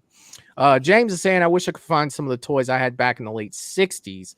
They would be worth a fortune. Dude, you are not lying about that. 60s. Ooh. That was like Howdy Doody and shit, right? Howdy Doody time. I bet you like Dude, my father still had some of his stuff from when he was a kid, and he was a kid in the 50s. So yeah, they had some stuff, man. Howdy doody. It's howdy doody time. Sarah saying I only have Buffy comics. Hey, you like what you like. I never watched that show, bro. Everyone loved that show. I didn't watch it either. Buffy? I didn't watch Buffy. I don't know. It just wasn't for me. I don't know. A lot of people did though. A lot of people did. Yeah. Like religiously. Yeah, it must have been the shit. I just never watched it. Yeah. A lot of WB horrors. Yeah, I think it was. Alex is saying, don't forget about the Spider-Man TV show in the late 60s. Yeah, I remember that one. Yeah, I remember seeing some of them. Yeah. In late 70s. Yeah, Richard Donner, R.I.P. Like I was just about to bring this up too, especially Lethal Weapon 5, which was his last directing death, but Mel took over because of his death. Lethal Weapon 5, is that something that's still coming out like that? I only have 4. Which one with Jet Li in it? Wasn't that the last one? Yeah, that was 4 with Chris Rock and Jet Li, Oh. and that was 4. There was another one after that. No, I don't think so. No, I don't Maybe think they're so. coming out with one, man. If they are, I'm there. 100%. we were just talking about this, bro. How about this one, Mike? The worst sequel to any comedy in the history of comedy movies. It might be the worst sequel to any hit movie of all time. Yeah. Which is Coming to America 2. Oh God, that was terrible, bro. It's unwatchable. Think about. It's almost impossible to have that movie be that bad. You literally have 20 comic geniuses in that fucking film. Yeah, literally in that fucking film, and somehow you can't make it funny. I watched it 45 minutes. I didn't even smirk once. Yeah, right? Especially how good the first one was. The first one was a classic. It was all time classic. You don't gotta mess with it too much. The formula, Jesus Christ. You had. I don't understand. You had everything right there, and you got everybody to come back. It's like, how do you even the story? I don't even know what the fucking story is. I couldn't tell you. Yeah, the son or something. I don't fucking know. I don't know. It's bad, dude. Which sucks so bad because as a kid, that was more like teenage years. You know, you love that movie. It was the fucking shit. It's so bad. I watched it one time, never watched it again, and at this point, it's gone. If someone were to say, "Hey, remember Incoming America 2," I'd be like, "No, probably not. Like, I probably don't remember that. Like, I remember it being that bad." Let's see. Oh, Val was saying that she loves your screensaver. Like, yeah, like that's. Oh, thanks. That is freaking dope. Yeah, thank you. I love it. I gotta look at this scary motherfucker every day. Like, oh shit. Speak. Telling me to get back on set. I can't find the goat. You want to hear an outtake real quick, Mike? What's that? You want to hear an outtake? What happened with me and him? Oh yeah, 100%. I'll bring this back up. Scene where I said, "Give it to me." Yeah. So the audience knows I'm telling him to give me Coke. Yeah. Yeah. So that's all. No one knows that. That's the first time it's ever been said. So he's got this fake. It's an acetyl powder, right? And he's got it in a baggie, and so now the scene comes where he's got to go grab it. And the first take we did, he's in the Scream outfit, right? And he's trying to be cool and shit. Yeah. You know, like, oh, and then he goes, "I can't get the Coke. I can't find the Coke." We're like, cut. Yeah. I can't find it. Yeah, fell down or some shit. Yeah, that was great. He's like everyone's crazy quiet on like set. There's like 50 people in there. It's funny as hell. Yeah, Oh, over it's there so looking good. like. Is that going to be in the outtakes? Are we going to get to see video of that? Yeah, for sure. Okay. Yeah, that'll be in there. Yeah. Good. Lost Legends saying, have you guys looked into the DC comic marvels of A Nightmare on Elm Street, Friday the 13th, Evil Dead? Interesting stuff there. Some original printed copies, although they are hit or miss, in my opinion. I know a little bit about like the story from the comics, but I couldn't tell you what I know the Jason versus Freddy versus Ash. Is that what you're trying to say? I know that there was a continuation of Freddy versus Jason as well. You know, like there was that, because I remember the girl in Freddy versus Jason, the surviving girl. Yeah. Jason kills her in the following comic. Good. No one likes that bitch. She did have some nice titties. Those are unmemorable characters in that movie. It was I really That movie is tough for me because I'm a big Friday fan, and I wanted that movie for so long. Same And here, bro. they did And the best trailer ever of all time. All time. He throws the shadow with him on there. The fucking the corn with the fire. Like, dude, you're like, holy shit, this is gonna be the best ever. Yeah. You know, and no, it's like, you're not even scary. And there's no Kane. Yeah, that's so stupid. Yeah. It's I don't know. It's a love-hate thing because it's one of those movies. If I'm looking at it as a nightmare movie, I'm like, it's not bad. It's not a bad nightmare movie. But as soon as Jason's in there, it's just like, I could talk about that for with his metallic black metal skin and his fucking dumb fucking mask with his stupid lazy eye and his jacket. Get the fuck out. And his jacket. Yeah, the jacket. He's back. Dude, you want to have some balls? Do a part 7, motherfucker, like we did. Yeah, dude. Well, here's the thing, dude. Yeah. If you put, Kane was always very vocal about, being on set and them telling him to do something, him looking at them being like, no, Jason wouldn't do that. Or kick the dog in part 8. Yeah. So I feel like if he was there, Jason would have got a dude, first of all, how long did it take Jason to walk from Camp Crystal Lake to Springwood, Ohio on Elm Street, where his mom's like, go to Elm Street, and he takes off the speed of smell? Literally, like, what's he walking down the highway? That's a 13-hour drive-ish. Right. Walking at that speed, it's like nobody sees him. Nobody sees him. So he avoids the road so no one can see him. He's walking through the wood. Dude, that's 6 months. Maybe a year. That makes me think of, remember Thanks for the Ride Lady? Yeah. Remember that from Creep Show 2? Do you remember that one? It's from what? Creep Show 2, Thanks for the Ride Lady. Oh, no, I don't remember. The dude's a hitchhiker in like a yellow jacket. He gets run over by her, and he keeps coming back to life and haunting her and keep driving. Yeah. Oh, you never seen it? It's a good one. Yeah. I don't know if I didn't see it, but that movie, that was the shit. Oh my god! I was thinking if Jason was that guy, Q. What if the hitchhiker was Jason? How great would that movie be? Yeah. That'd be even better. Yeah, because he was kind of like Jason, that guy. Yeah. Do you imagine just seeing him standing on the side of the road with his lazy eye and shit, with his thumb out, like trying to get him? Like, that's crazy. That's nuts. But I mean, the mere fact that Freddy came out of the dream and was still whooping his ass, I just literally, it's slapped my forehead. Like, I can't believe this. Meanwhile, Nancy defeated Freddy hand to hand. Nancy did, and Jason's having a fucking problem with him. Give me a break. Right. This is why I have the problems with this movie. Like, seriously, like, it's, even though the ending was kind of cool, it was like fucking John Woo, fucking over the top, fucking kind of shit. It was cool that they were fighting and the music was playing. You saw them together on the dock of Camp Crystal Lake. It's kind of fucking cool still. It is. Like you're pulled into it because it's what you always wanted, but it didn't really nail it. But there's that little hope in you that still wants it. Absolutely. It had so much potential. If you could just go back and be like, I wish you guys made this movie 10 years before. Bro, I know every filmmaker must say the same thing, but I would sit there and say to my crew, you imagine giving us 30 million? I said 30 million. I said, we'll make a kick-ass fucking Jason film. 30 fucking million. That's 30 million in 2003. Yeah. So imagine what that is now. And the crowd wanted it because it made $100 and something million, and it sucked. It's just they wanted it so bad they went and drove it. The next one that comes out, it will, especially if it's good, will break every record for Jason ever. Could you? Yeah. That movie, when it came out, we had been talking about that since the 80s.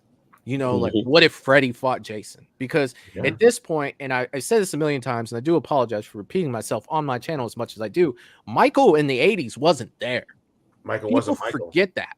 Like, after 81, he was gone till what, 88, 89? Yep, 88. Yeah. So it was Freddy and Jason every year.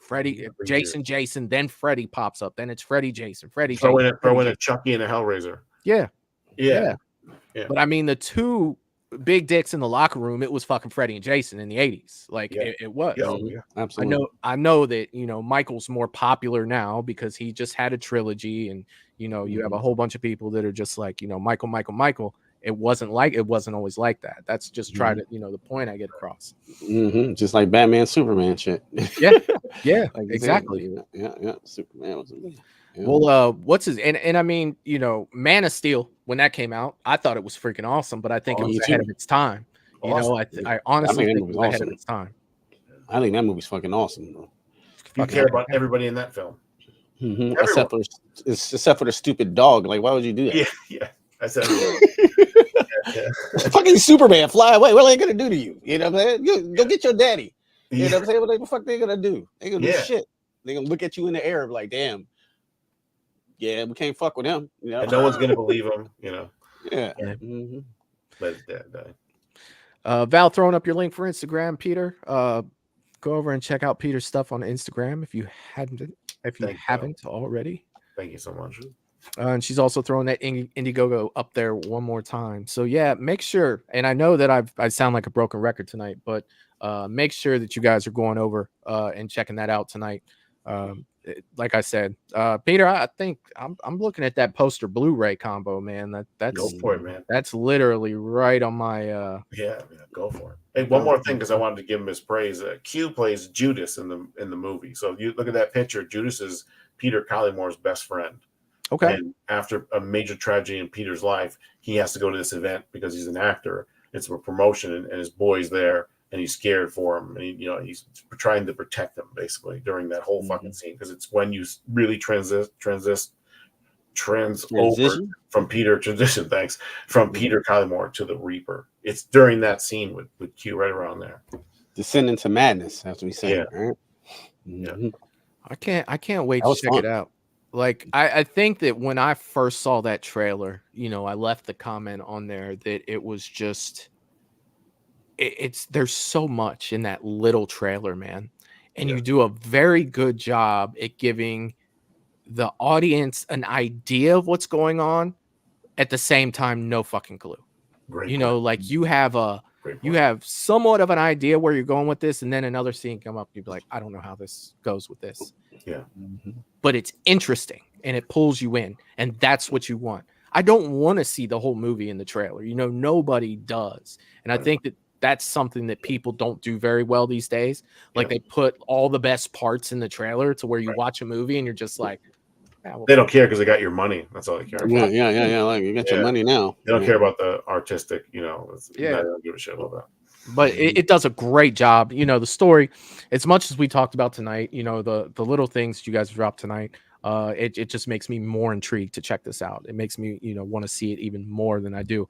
And I know that Eric and I will be talking about this on the Monday show, a lot. Definitely, probably sometime, after you guys have filmed and everything, maybe we can have you guys back on. We could talk a little bit about how filming went, not giving anything away, but just an update on everything. Maybe you'll have some more ideas, once we're getting closer to when it's going to be released, how post-production's going, how pre-production went, how production went, stuff like that. All things that I guarantee that this audience is going to want to know because they're so invested in this story at this point. So awesome, man. We're definitely looking forward to it, man. And you guys have been an absolute blast to have on here. Whether we were talking about Laugh, whether we were talking about Transformers, it's all good, man. What you saw right there was true fans. That's how true fans are. What we just saw, right? Yeah, 100%. Yeah. And it also, also attached to us talking and, having that in common, to where it's like, you can go from one thing to another, and next thing you know, you're down a rabbit hole, and it's just like, bro, that's me and him, bro. We could talk about all the time. We'll be on like Tupac, and then fucking go to like some actor, and then some sport, and then something fucking else, a horror movie, and you're just like, we know exactly what the other one's talking about. Yeah, absolutely. You look at where you started and then where you end up, and you're just like, holy shit, man. Yeah, we do it all the time. This was on a chart. This would look crazy. Like Did you ever see the one where I pretended to be the Fly? I posted it. It was me and Q on Marco, and I posted on my page that we were talking on Marco, and I pretended to be the Fly, and I was all fucked up with a half arm and eye. Did you ever see that one on my page? I don't think I've seen that. Oh, dude, it's up there somewhere. That's funny. It's when we get fucked up and we'll just Marco each other and do the dump, like reincarnate some horror scene. You know what I'm saying? It's just funny as hell. With like home held items and kitchen items. Yeah, like a flashlight. He had the eye out all fucked up. He had the perfect angle too from the movie. Like put the shotgun to his head. Like Peter's out of his mind with that shit. He had to go get lotion and but I did. I broke toothpaste with it. Val's asking an awesome question. First of all, Sarah was saying this was so much fun. It was, Sarah. It's always a blast. Val said, and maybe come back for a watch party of Laugh once it's all said and done and hang out with us. For sure. And watch it. For sure. For sure. Hell yeah. I like that more than anything. Yeah. It's something we love doing here, man. And I would say 99% of the creators to where, you know, I always try to reach out, you know, prior to, you know, watching a show on here. The last thing I want to do is take away views. You know what I mean? Right. So my whole purpose is if we watch it here to send everybody over afterwards, you know, right. And I would say 99% of creators that I have done this for that have got a hold of me afterwards are always saying thank you, you know, because these people watching, this family over here at Movies and Beyond, man, they always go over, you know, right. Like, hey, and the creators that reach out to me afterwards are just like, man, thank you. We just recently did No Man's Land on Monday. I don't know if you guys have seen it. It's an Alien fan film. It's like 20. Oh, dude, I saw part the other day with you. That was crazy. 25 minutes long. It was nuts, dude. And he reached out to me today. Like, thank you very much. And I'm just like, bro, the CGI in that for that cost is holy shit. Oh, wow. Yeah, that was made in Australia, I believe. Don't get me wrong. It's like pre-Jurassic Park 1 or Jurassic Park 1, but it works somehow in the movie. Yeah. Oh, damn. We'll check that out. And they brought it together really good with the score in that movie, too. It had a lot of emotion behind it. Phenomenal. Yeah. That was probably the best part. Speaking of score, you know, what's the Laugh score going to look like, man? How you looking on that? Can you play music on here? Probably not. Unfortunately. What if you went to like so if you went to a site it wouldn't play? Yeah, it'll play. I'll probably have to mute it out later due to copyright, but we can play it now. You got something? Well, if it's there's no copyright, so I own it. Oh well, shit! Hell yeah, we can definitely do that. If you put a link in the private chat here on StreamYard, I should be able to just click on it and bring it over. If you guys want to check out some of that score, to me is so freaking important for a movie. Like that's what, you know, pulls me in, and especially like, you know, going back to Roseblood yet again, dude. I absolutely love that song in Roseblood. Like literally bought it and downloaded it. Like it had to happen. Like, dude, it's the same people. That's what I'm talking about. Can you go to their site? I can. Do you have a link for their site? It's Giveth is the name of the band. Let me see what I can do here. Because I'm having a fucking hard fucking time right now. I got you. Let's see. Giveth? Yeah. Yes. Okay. Do you have a name of the song? Haunted in the End, I think. Haunted in the End. Is it gonna let me play it? Holy shit, it's gonna let me play it. We'll let you know if we can hear it. Oh yeah, you'll be able to hear it. All right. In theory. So, like, think of James Bond. Okay. James Bond, really stoic, powerful, slow-driven, emotional song with like a chorus and like a fucking whole symphony. Does this look about right to you? Yes. Let's see.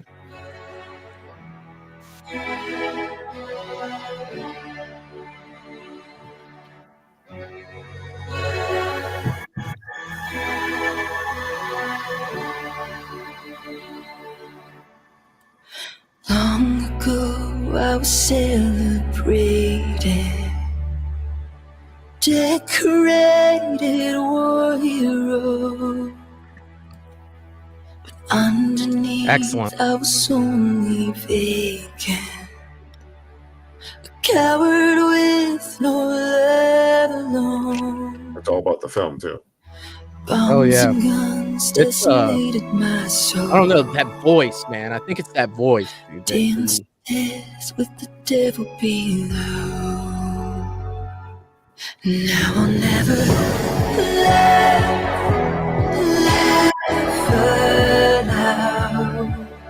Demon wants to crack my love. Think I'm turning that shadow way down, longing for revenge, still haunted in the end, like a broken, lonely man. How tight is this, bro? This shit tight. Yeah, man. Like, I'm digging this. Into quiet darkness, evil one pulls me down. Lost my head, lost my lungs, each one faded out like a dream. Pills and thrills decimated my home. Sold my soul to the devil below. Now I'll never laugh aloud. Demon wants to crack my love. Think I'm turning that shadow way down, longing for revenge, still haunted in the end, like a broken, lonely man.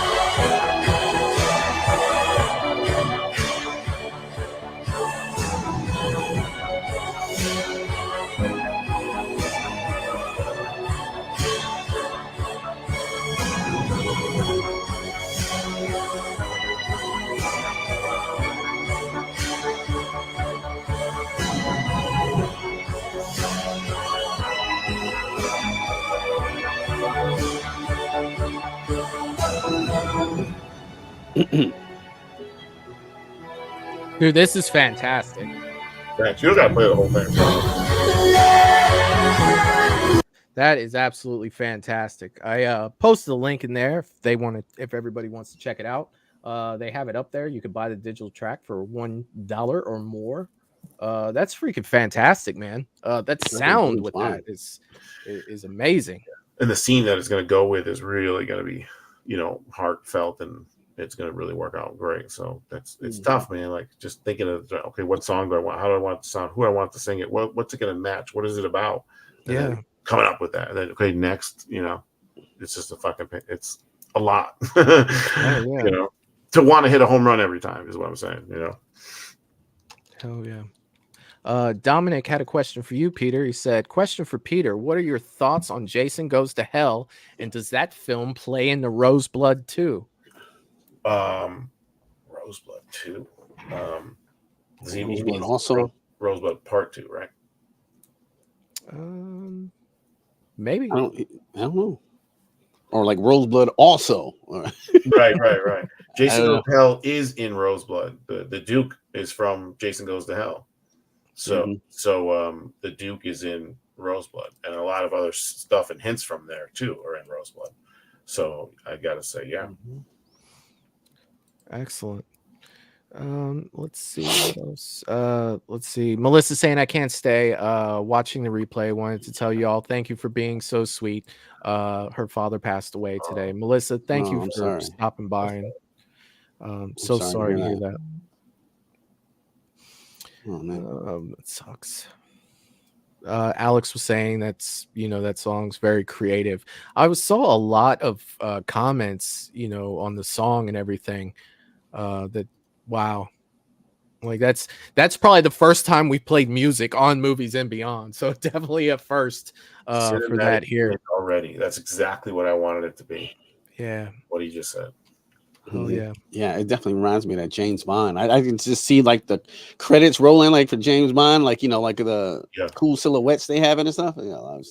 Show Michael what the fuck is right next to your right arm. What you just got in the mail.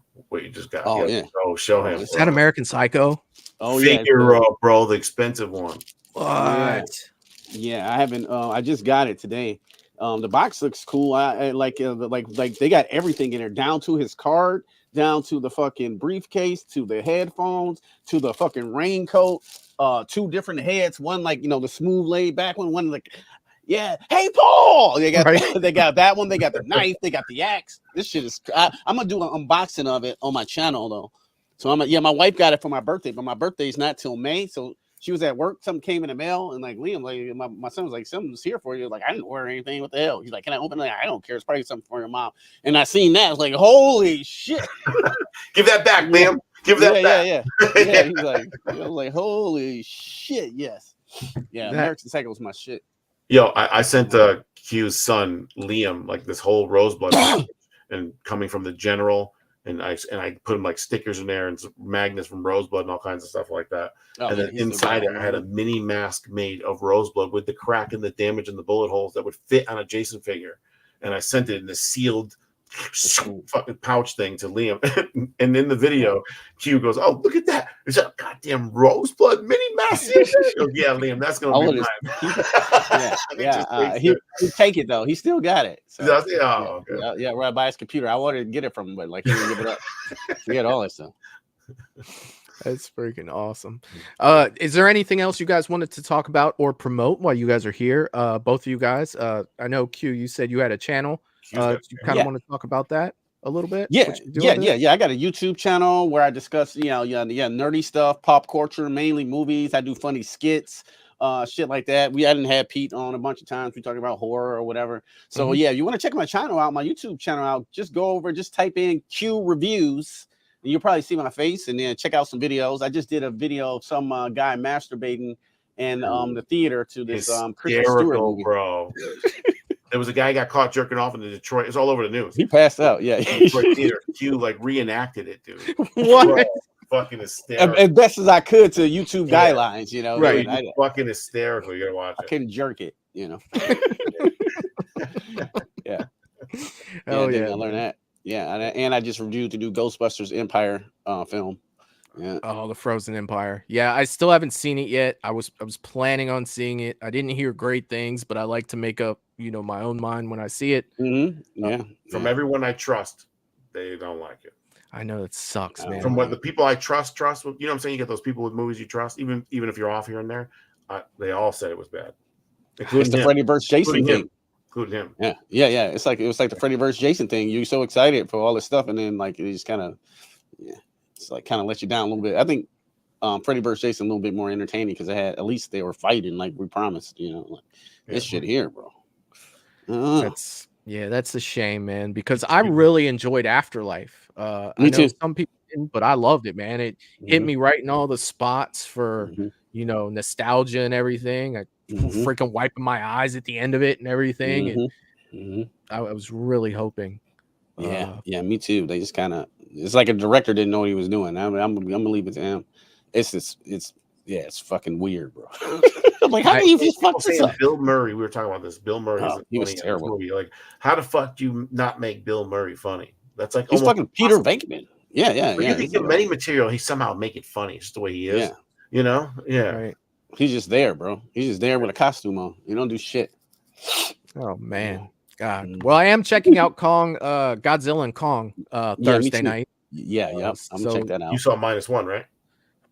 Dude, -1 is probably my favorite movie of 2023. To be honest with you, it's in my top Godzillas. You could say the best story of the Godzillas. It probably is my favorite Godzilla movie of all time. I'm not even gonna lie about that. I was telling him, me too. Too fucking excited. They only spent like 15 million on that film. Yeah, 15. 15. But imagine them being in the room, right? And the CGI guy's like, "Well, dude, we can't do Godzilla versus King Kong on the fucking destroyers and fucking aircraft carriers in the water. You know how much money that is? So just imagine the guy. He's like, no, we're gonna take Godzilla and we're gonna put him in the water just behind the boat. What's he gonna do? Nothing. Is he gonna move his arms and legs? No. Is he gonna move his tail? No. What's he gonna look like? We're gonna put the water line just right his mouth, so it almost looks like he's grinning at us. Yeah. Imagine something insane to someone. They'd be like, "Are you crazy?" And that's exactly what they did in that scene. That was the big. Sometimes you lose the scope with a Godzilla film, like how really small you are compared to him. And that scene fucking nailed it. Nailed it. You know, just by him chasing him. I'll tell you what I got from that movie my first thought when I walked out of the theater is, man, this felt like Jaws in some places. Yeah, you know what I mean? It really felt like Jaws. Like that scene on that little boat where Godzilla's chasing them. Yeah. And my first thought is they're gonna need a fucking bigger boat. You know, like where did I hear that from? And I love how they all knew they were dead at one point. Before the last thing they did, they were like, "Oh, we're dead." You know, this fucking we're in the middle of the ocean on this little boat. Yeah. And I mean, they had the perfect amount of story to go with destruction. Like they found that balance. I think we live in a time where people are accepting of shit because we've gotten so much shit that they're just like, I like it. It's like, why? I had fun with it. That's I had you can have fun, but it could still be shit. Like, gone are the times of, you know, compelling story to go along with the badassery that we want. Now it's just like, well, we'll make a lot of things blow up. You know, I'm scared for Kong Godzilla too. I'm kind of nervous about that one. You got to go into that one like, look, I'm about to watch an Avengers film. Yeah, I need a popcorn. We need to leave realism at the door if I'm gonna have a good time. When Kong pops up with the Infinity Gauntlet, don't be surprised. You know what I mean? Like they're gonna be down and out, and he's gonna be like, "And I am King Kong." You know what I mean? Like that's what I'm expecting in the last Avengers. When fucking of the main one, Endgame, when fucking Captain America picks up fucking Thor's hammer. Dude, I don't know about your theater, but I'm pretty sure it's the same as mine. It went fucking ape shit. Oh yeah, I remember that. Yeah, it's just assemble earlier. He said assemble earlier. He never said that in all 21 films. They were waiting for him to say it, and they said it right then. Dude, it's just they did it so lost their mind. So perfect. It was fucking it was chaos in the theater during that scene. It started with him picking up the hammer. You know, it went to chaos when you got even before that when you hear on your left. You know, people that's what I'm talking about. Immediately. That and the Black Panther crew came out. Yep. Yeah, that was mad cool, dude. Yeah. I mean, the amount of emotions, especially if you had watched every movie up until then, and you were, you know, and everyone pretty much did. Yeah, you know, everyone. They'll never. I don't know if they can do that. Any franchise can do that again. I don't know. 21 straight films that were all above good, and some were the best ever in comics. Well, I don't know. You can look at Captain Marvel. I think they sandwiched that in between the two Avengers films to make the money it made. Bro. Literally, just like watching that movie. The only reason I went to see it was I thought if I didn't, I would miss something that would be brought up in Endgame. Right. Yeah. And Captain Marvel was a dude. That one for me. And the third, what was it? Thor 3 or 2? Love and Thunder. Well, not the newest one. That one was terrible. But there was one that I didn't like that was in between there too. The Dark World. Yeah, with the dark elves and the I wasn't a big fan of that. But for the most part, we're talking about Ragnarok the other day. Ragnarok was awesome. I watched it the first time and I was like, man, they got stupid corny with that shit. That was like a little too corny for me. I don't know what they're doing. Watched it a second time, third time. It's like genius. You know what I'm saying? You know, real fun fucking movie. Yeah. Anytime you start off a movie with fucking Thor swinging his hammer to Led Zeppelin, dude, I'm down. Yeah, that's what I was like, oh shit. Well, this is fucking awesome. That rock dude stole the show. His little fighter buddy there. Made of rocks. Remember, he was funny as hell. What did he call him? He's like, you're the new somebody. You know what I mean? He's like, what happened to Ted? Ted died. Yeah. What happened? Oh, he got killed. He's like, so you're the new Ted. You're the new Ted. Yeah. It was so good. You guys, this has been an absolute blast, man. You guys are definitely welcome here anytime. But for sure, man, I will definitely lock you guys in for the Friday the 13th celebration. Saturday, 8 p.m., April 13th. We will talk Friday 4. We will hang out. And it'll be an absolute blast. Rick did ask a question here, and I know the answer to it, but I'll let you talk on it, Peter. Mr. Rick is asking, on Indiegogo, can you buy more than one tier? One tier? Does he mean perk? Yes. Yes, you can. I'm pretty sure you can add them up. Yeah, you can. Yep. Yes, you can. But that's freaking awesome. You guys, thank you so much for coming through tonight. Thank you. Hell yeah. Anytime. You guys in the chat are amazing as as always. And for my mods out there that have been posting links all night, absolutely fantastic. Absolutely fantastic. They hit everything. Q's channel, Peter, your channel, your social media, and definitely the Indiegogo. I saw it up there. Tons. Alex leaving a message saying, awesome guys, miss you, Pete. See you, man. Thank you so much. And Val is saying, thank you for joining us tonight, Peter. Let me pronounce your name correctly, Q. Yeah. Let me say it. Jequient. Jequient. Okay. Yeah. Okay. Always such a great time. And yeah, thank you guys so much for being here tonight. And thank you all for watching tonight. And I'll talk to you guys for just a minute backstage before we get out of here. But we're going to go ahead and wrap up for the night, and we'll see you guys next time. Peace. Toodaloo, motherfucker. Hey.